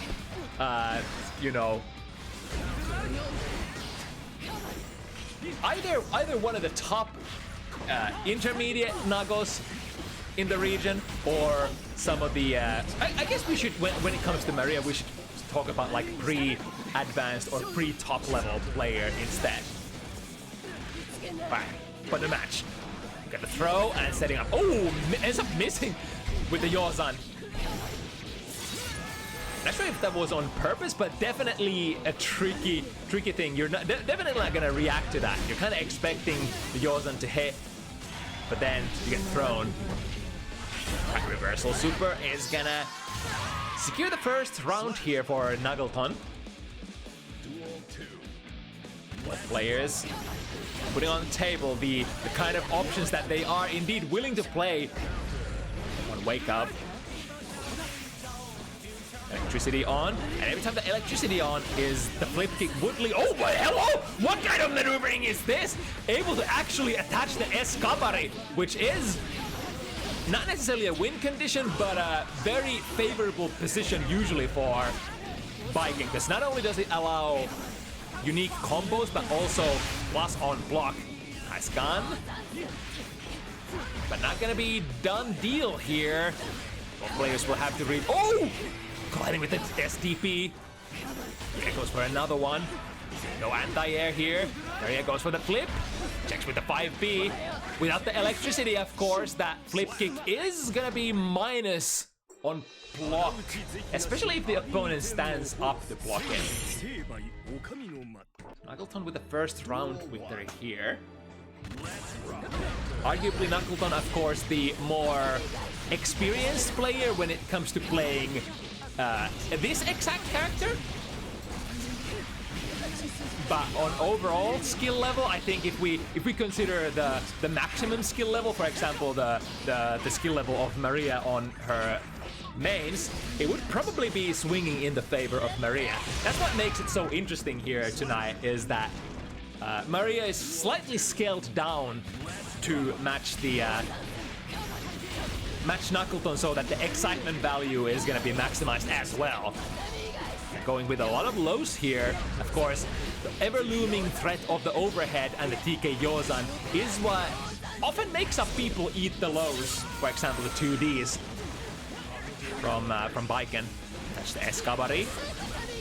Now, ooh, very aggressive challenge there. Very nice trade for Maria. Sent McNuggleton initially flying. But of course, being a very unconventional situation, very difficult to pick up combo.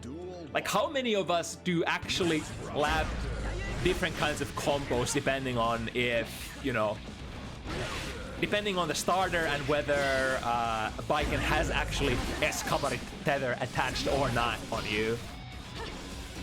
That's just a basic air dash out of the corner. However, McNuggleton ready to counter on the landing. Tether. Go back into it. So the blue assault value on block for Biken is gonna be, it's gonna give her the Escabari tether attached for free and leads into plus frame, so it can be a very potent skip into the neutral, or more often I guess we see is reset the pressure string back into your best situation, best advantageous reward situation. I barely miss it with a flip kick, and McNuggleton actually ready to punish there on the landing. Alright, has to RC, recognize that they did unleash the parry nilly-dilly. Maria finds the frame trap.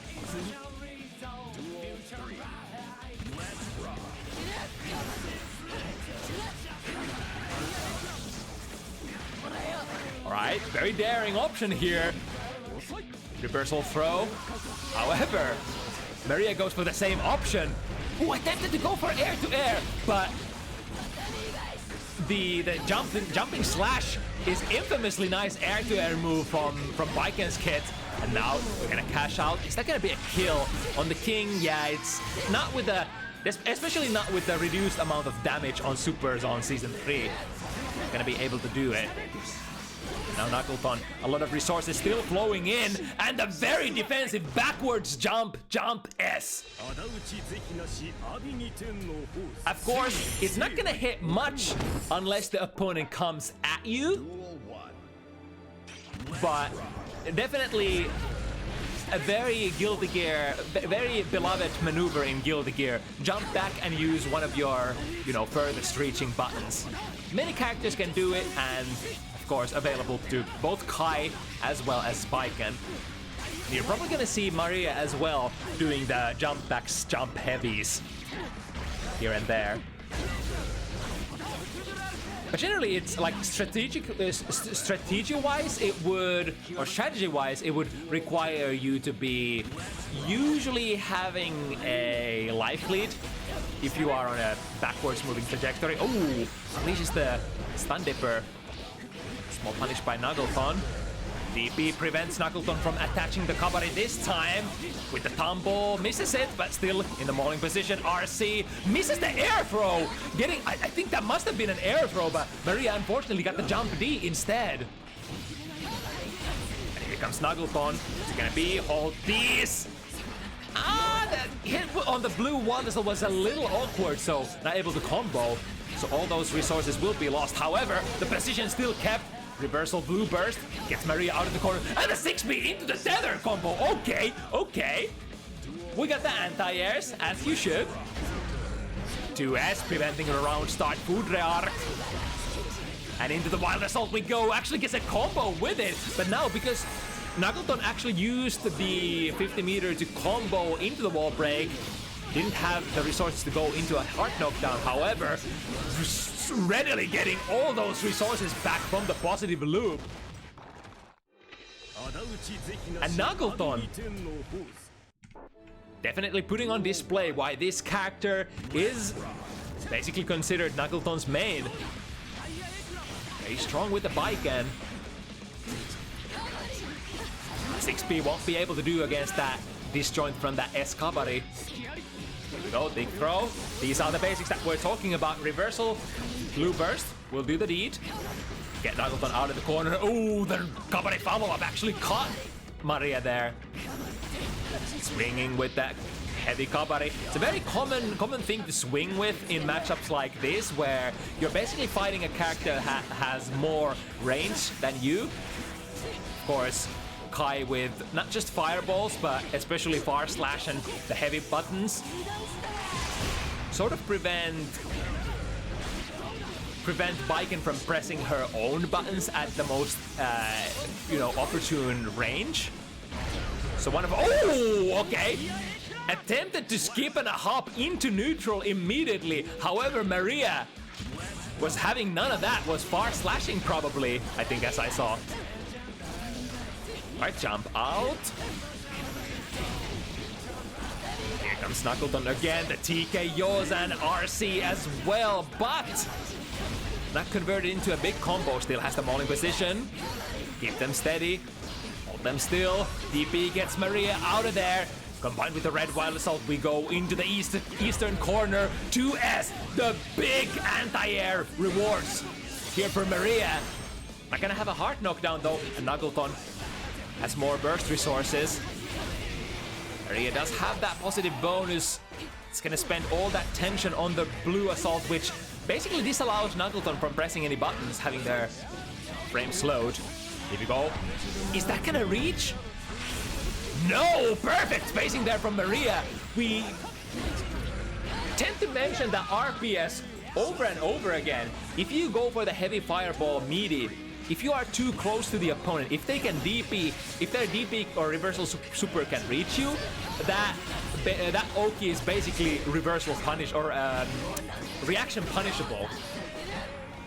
However, if you can space it properly, no reversal gonna be able to do it. Has the meter, yep. Go into the super hard knockdown instead of using the burst resources. And now McNuggleton has a little bit of a checkmate here. Attach the plus frame Kabari. Yeah.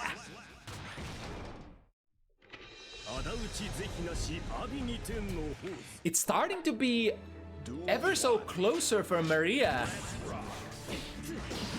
But the problem for competitive games like this is close is not enough.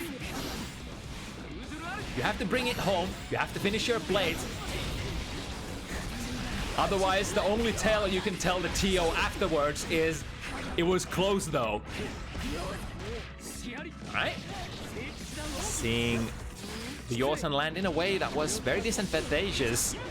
Now Maria, ooh, but the parry, the reversal parry, the frame one parry gets McNuggleton out of this sticky situation. Maria has a lot of meter. Let's see how McNuggleton is able to avoid the options. Here's the DPRC. Oh, there we go. I wonder if the tether actually ended up changing Maria's route there at all. Had to kind of... Okay, YRC. The DP was very logical for Maria because like she basically can't take a hit here. If McNuggleton lands anything on block, it's probably over. Yeah. 2S under the fireball. Another nice approach tool if Kai wants to go for, you know, any of those good keep away tools. The far slashes, the fireballs, and go through pretty much any of them. Oh, the flip kick collides with the S cover, or the heavy cover this time as it was. Now McNuggleton with so much meter. We sees the drift forward and returns with a reversal super. I wonder though, I wonder if McNuggleton did that post-flash or pre-flash. It kind of looked like it was, you know, I can't really tell. My frame goggles were not on at that very precise moment. Now I know for sure that Kai can loop some of his special moves with that tether. Right, first into the corner, collides with the airborne opponent, so plus frames from Maria. Corners herself, gets the hit though. YRC is close enough. So McNuggleton able to attach another kabari here. It's kabari into a kabari. Technically, whenever you cancel into a kabari, it is gonna be mashable if you are daring enough to press buttons. But of course, there is always the looming threat of the kabari being the heavy version instead and frame trapping you, which would potentially lead into a lot of damage. As did this air-to-air exchange go into a lot of damage for Maria. And now last chance basically for Maria to wake up and unleash the beast. But is that beast in the cave at the moment? We're gonna have to figure it now. Maria, do or die, gets an anti-air, no conversion, tries to push the meaty. But once again, McNuggleton ready with the reversal parry. And now into the S-kabari. I think McNuggleton should be able to block here. Yeah, and the kabari helping with the physics here, pulling the characters ever so closer to one another. Oh, the stare down, the respect from both players. What was Maria waiting for, by the way? I think it was, I wonder, because McNuggleton didn't have the 50 meter there. Misses with the kabari follow up. To the other side. Again, the drive-by Yozans and prompts a burst from... Yo, what are you on? McNuggleton reacting with a parry to the impending food rearc. Now Maria missing with that throw. And McNuggleton has meter, doesn't spend it yet. YRC, last chance, last dance. For our Kai player. And I think that's gonna be it. It's a successful super 1, 2, 3, 1, 2, 3, 1, 2, 3, 10, Chi, Jin. That's all she said. That's all she wrote. And McNuggleton walking away victorious, never looking back, probably saying, in of course good friendly banter manner, hold that. Not today, Maria.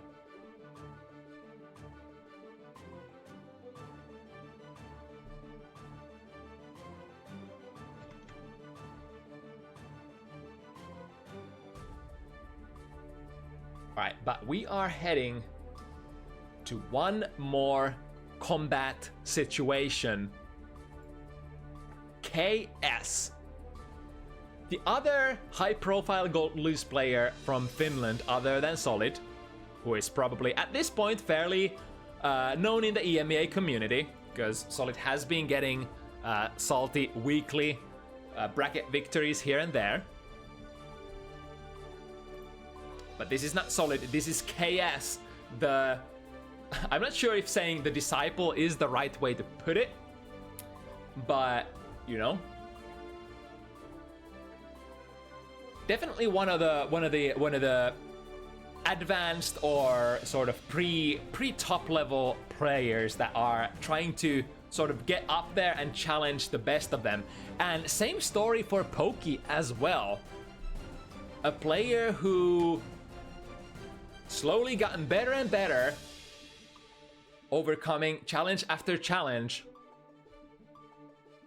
And I'm actually surprised that these two players, being the absolute regulars of Bounty Hunters series, haven't met in the past before. I guess that's, you know, partly can be attributed to KS having a little bit of a hiatus from, I'm not sure if Guilty Gear Strive completely, but from Bounty Hunters. It's recently that KS has been making a comeback and has been basically signing up every week and getting on a much more regular basis. But two characters that have been buffed as of recent. Goat Luis, of course. We were talking about the changes previously, as well as the Pale Assault. And then we have this man here, Anjimito, who now actually has a little more, once again, a little more conversion potential from some of these spokes. The whatchamacallit, the Hujin, the low Hujin follow-up, what's it called? Nagiha is now going to pop the opponent in the air, even a normal hit, so you don't necessarily have to spend 50 meter anymore from Nagiha or either from Hujin if you wanna sort of play the RPS and make them not mash DPs and what have you. Then again, this character does not have DPs to begin with, so the RPS on Hujin should be a little more in Poki's favor than maybe with some other matches. Right, nice bar slash on the landing, and here we go into the call loop.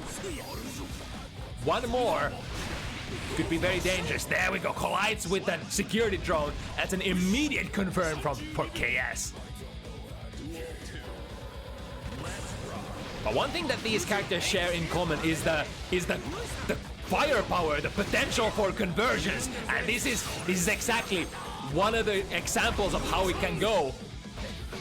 One hit and 60% of KS's life already gone. Right, using the 50 meter in a little bit of a tricky throw. Goes for it again into a call. Nice conversions.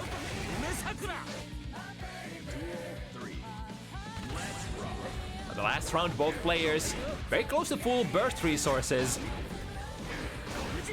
Poki, of course, when it comes to full burst meter on for KS, has to keep an eye out on the Pale Assaults. This is basically the second best thing. If you can't get the Wild Assault and skip yourself into the opponent's block, this is the next best thing that you want to have, the Gold Burst, which is not only gonna sort of break you out of a sticky situation, but is gonna build at least 50 burst back. So it allows you to, you know, get into a position where you can still use the Pale Assault again. Cross up. Ooh, Poki missing with their burst resources altogether. There's the 2K, the improved, which KS ends up converting. We still have 50 meter. The wall stick was at the most tragic point, so KS not able to get the reversal super, or the super hard knockdown. However, able to play successfully after the soft knockdown. KS will be the first player to put themselves on board.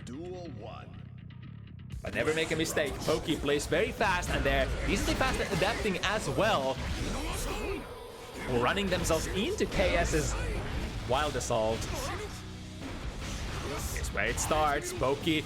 Actually, that bounce back was rather favorable. If you can build a lot of distance between yourself and Goat Luis, that's basically always the best kind of scenario.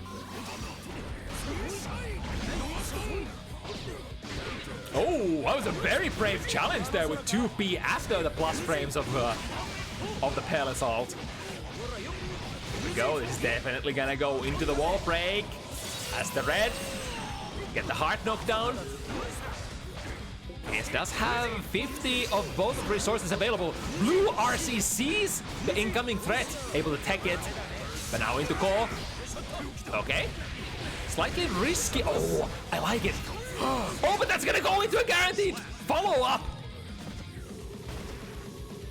I do like the burst though for KS, was able to unleash the full security gauge drone, which could have been a checkmate.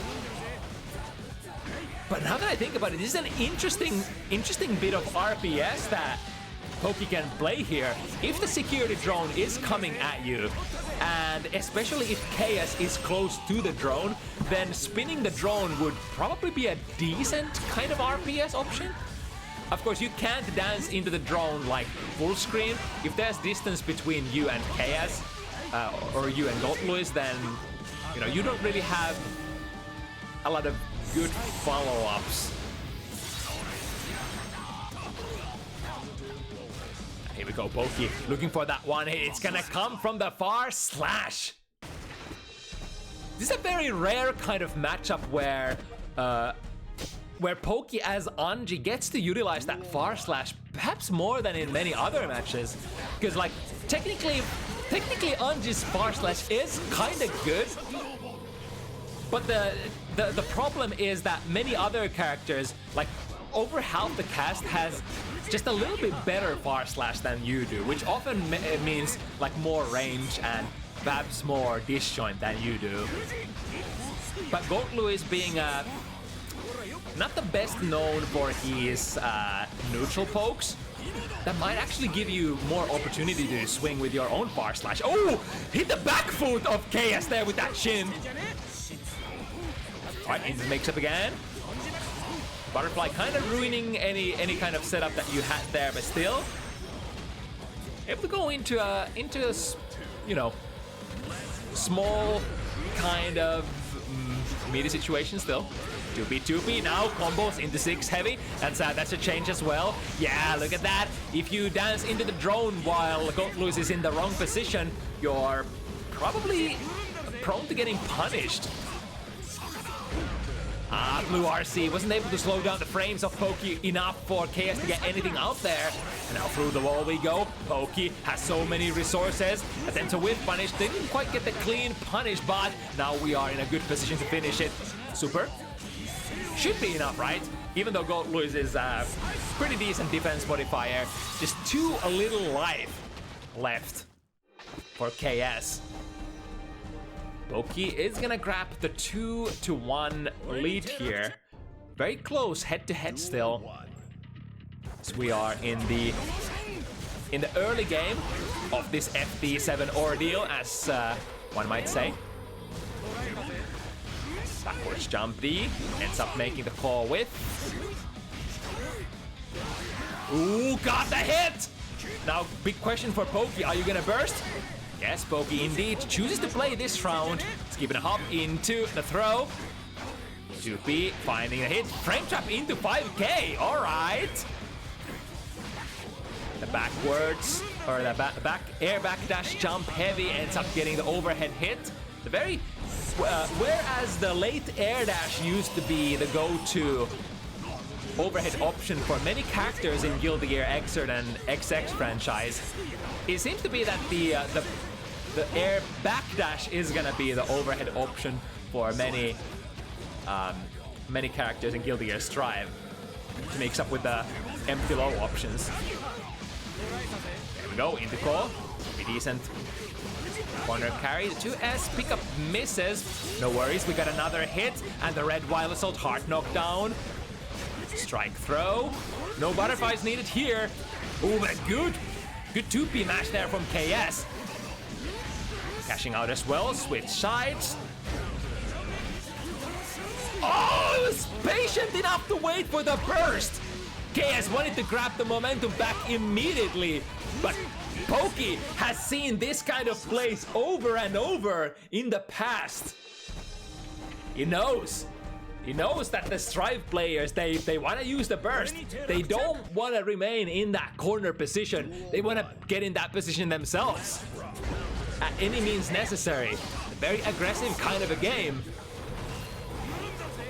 Right, but that's one thing that you can do. If you dance the drone and KS is next to you, you can always go into the fish, which is kind of a guaranteed. Oh, wrong direction though. Do we have the punish? No. Choosing to not risk it. 2P, far slash into a counter hit.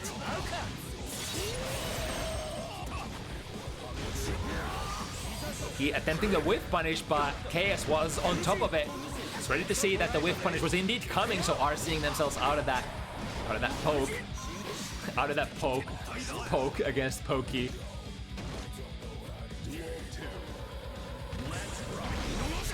Alright, started with the wide assault. Already pushing Pokey into the corner, but able to successfully get out of the sticky situation. Another one. A lot of burst investment. The Hujin ends up actually anti-airing against Gold Blue's jump D. Well, I never. That's definitely one of the moves that I would not expect to beat that button. Pokey's doing it. Saving the burst resource, sorry, saving the tension resources here. Deflect shield. Pushes Pokey away. Got that. Oh, I think I saw something go active. No! I saw nothing. I literally saw wrong. Pokey dashing in, getting the punish. And definitely seems like Pokey has KS's number. For better or worse.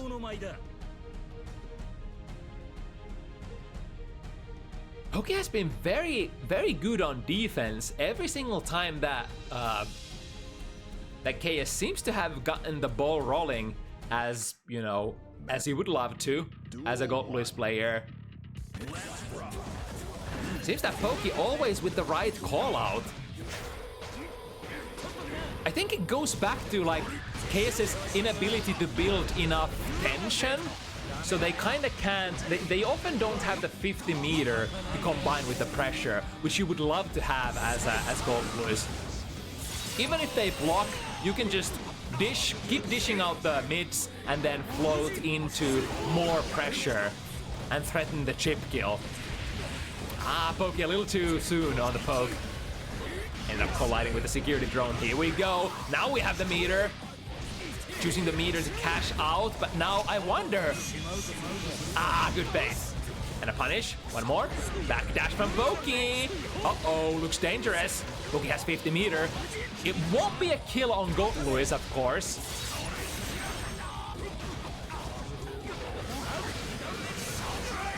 Okay, chooses the burst here. Nice! Sees the dance forward. That's the second layer of the RPS that KS can definitely play. If he thinks that Pokey is just gonna dance into the security drone, just dash in yourself and throw them before they can trigger the dance. Or the spin, rather. Alright. Speaking of spinning the opponent around like a record. This sequence is not gonna end anytime soon. Lots of damage, and now Pokey, 50 meter and full burst resource to make the comeback. But this character, Anjimito, definitely one of those characters who could make it. Misses the 2S pickup. Good bait on the RC, but a little too far to get the punish. And KS get the Abari 2K and seal the deal. Alright, that was very important win there for KS to take. So that Pokey ends up not running away with too much momentum lead. Yo, just dancing into call from Rouse start. Predicting KS going airborne there.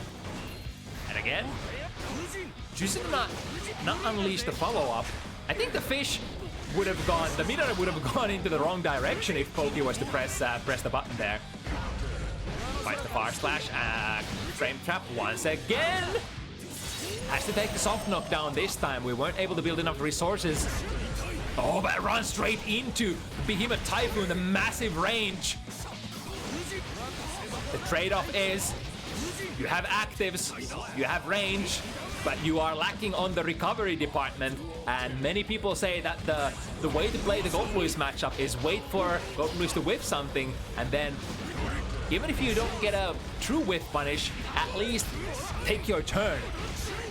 This does require you to play at a spacing where the coffin swings could miss potentially.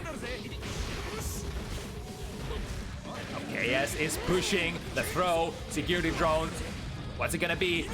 Chip kill is imminent as well. The invo frames of... Wait a second. That was actually just so delayed that... Wait, what was that interaction? I think Pokey just ended up not triggering the dance there, right? So it was, the Pale Assault was so delayed that KS ended up hitting the recovery frames of the spin, I think what happened there. Ooh, the tricky trick once again. Going into the overhead, fast RC into a throw. But those are kind of expensive tricks unless you are already ready to finish the round. Now Midare, Old Faithful, or rather should we say New Faithful. It's gonna be a tough comeback for KS. Ah, the active frames, that's so active. Still, KS did a very delayed option there into an empty low. But still, the reversal super parry active, and Pokey moves on to 3-game lead once again. Good 6B, Pokey ready with that. Anti-air. Anti-air is one of the most important feature against Gold Lewis. Again, it goes back to the without anti-airs there is no neutral. And there is nothing that Gold Lewis would love to do more than skip the risky neutral and just go into jump D. Because it's one of the strongest jump arcs plus jump buttons combined in the game. It goes active really fast. So what I'm trying to say, you gotta have really fast 6B reactions if you, or rather, any kind of anti-air reactions if you wanna counterplay that jump D from Gold Lewis. There we go. That's a showcase of the new pulse of the Nagiha. Was just a normal hit, but getting Pokey a small little combo.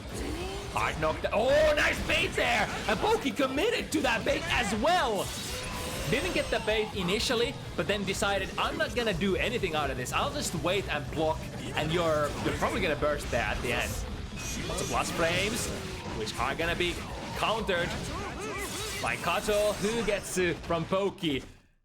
Who's gonna be now moving on to the 6-point position here. Knocking on the heaven's door is gonna be a tough one for KS. Duel 1. Anji matchup is very, very different kind of matchup to play, for sure. Alright, good on Pokey once again, not pressing the follow-up button and just recovering out of the spin and pressing afterwards. Oh, finding the low. Butterfly turning into bird for a second mix-up once again. Oh my god, we're looping pressure? Hello? We're Milia now? Ghetto Milia strategies putting Pokey on the set point here. Spending the burst very early. That time a little too far away to get the Nakiha pop-off combo. Ooh, okay. Not canceling into anything, quite minus there, but if your opponent is just eyeing for the follow-up, you might be able to sneak in a pressure reset, and this could be the last mix-up of the game! Pokey! Making that butterfly seem like an MVP tool. That was quite the loops. Quite the Oki loops that Pokey was able to run. And this time, this week, just proving a little too much for KS. Very well played. Pokey always the ever, what's the word I'm looking for? Confident. Very confident presence on the battlefield. You can't really make Pokey slow down, per se. For you, like, the way to dismantle Pokey is to figure out some sort of a consistent way to counter their game plan and to just, you know, present those options actively, because like it's kind of Pokey that is one of those players who you can't sway very easily, can't condition very easily. You have to show through your options that, you know, you have to be able to pull through the RPS situations actively enough. Alright, but enough of that shitty analysis. That would indeed be the last matchup of the evening. Unfortunately, we didn't get to run the Crevette versus Hazahawk, but maybe in the future. For, you know, if you're not sure what the stuff here is, we do run Bounty Hunters every single week, Sunday 5 p.m. CET. And it's gonna be happening. It's gonna keep happening for the foreseeable future as well. The only known weekend that I'm not gonna be running this year is gonna be the Install 2024 weekend, which is gonna be happening in, was it in February or January? Was it in February or March? I forgot. Either way, we'll get back to you when it's time for that tournament. But for now, I thank each and every one of you, the players, and everybody who, the viewers, of course, and everybody who was associated with making of these fine matchups happen today. Let's see where I'm gonna send you guys to. It might be the DACH stream again. There's usually not a whole lot of familiar players playing this game after my stream goes offline. Or like players that I know. I do love rating players that are, you know, regulars of bounty hunters if possible. Yeah, I'll just send you guys to the DACH stream. They're also running FT7s at the moment. So this would be the German community running FT7 exhibitions. Also, howdy Mai. Saw you earlier, larking. One of our fighting game friends. Oh, you wouldn't be streaming anytime soon, Mai.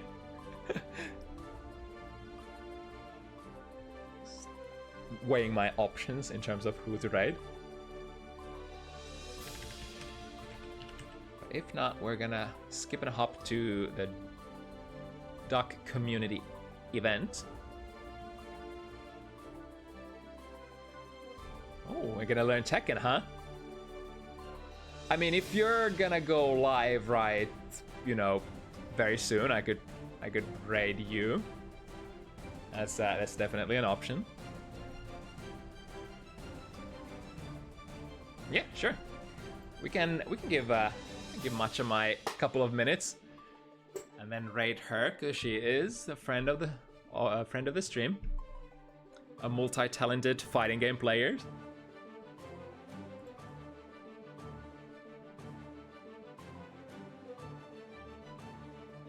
So that would mean we're gonna have to stall a couple more minutes, which, you're in luck because I'm a professional staller. I'm a professional shit talker. And they say QKGG never runs out of things to say. Yeah, no worries, Talla. It's my pleasure if people can draw value out of this. It's kind of like the two biggest reasons why I run this. For one, I fucking love I love fighting games, and I love commentating fighting games. So this would probably be something that I run regardless whether people were watching or not. There we go. I think mine went live, so we're gonna raid Mai. And I'm actually interested in seeing I haven't seen any footage of the new Tekken yet. So gonna go there and check it out. Otherwise, thank you all for watching. Next Sunday, once again, same time, same channel, 5 p.m. CEST. If you need the sign-up forms, do join my Discord, for instance, so we can keep you updated on all things related to our events. But yeah, we're done. Next Sunday again.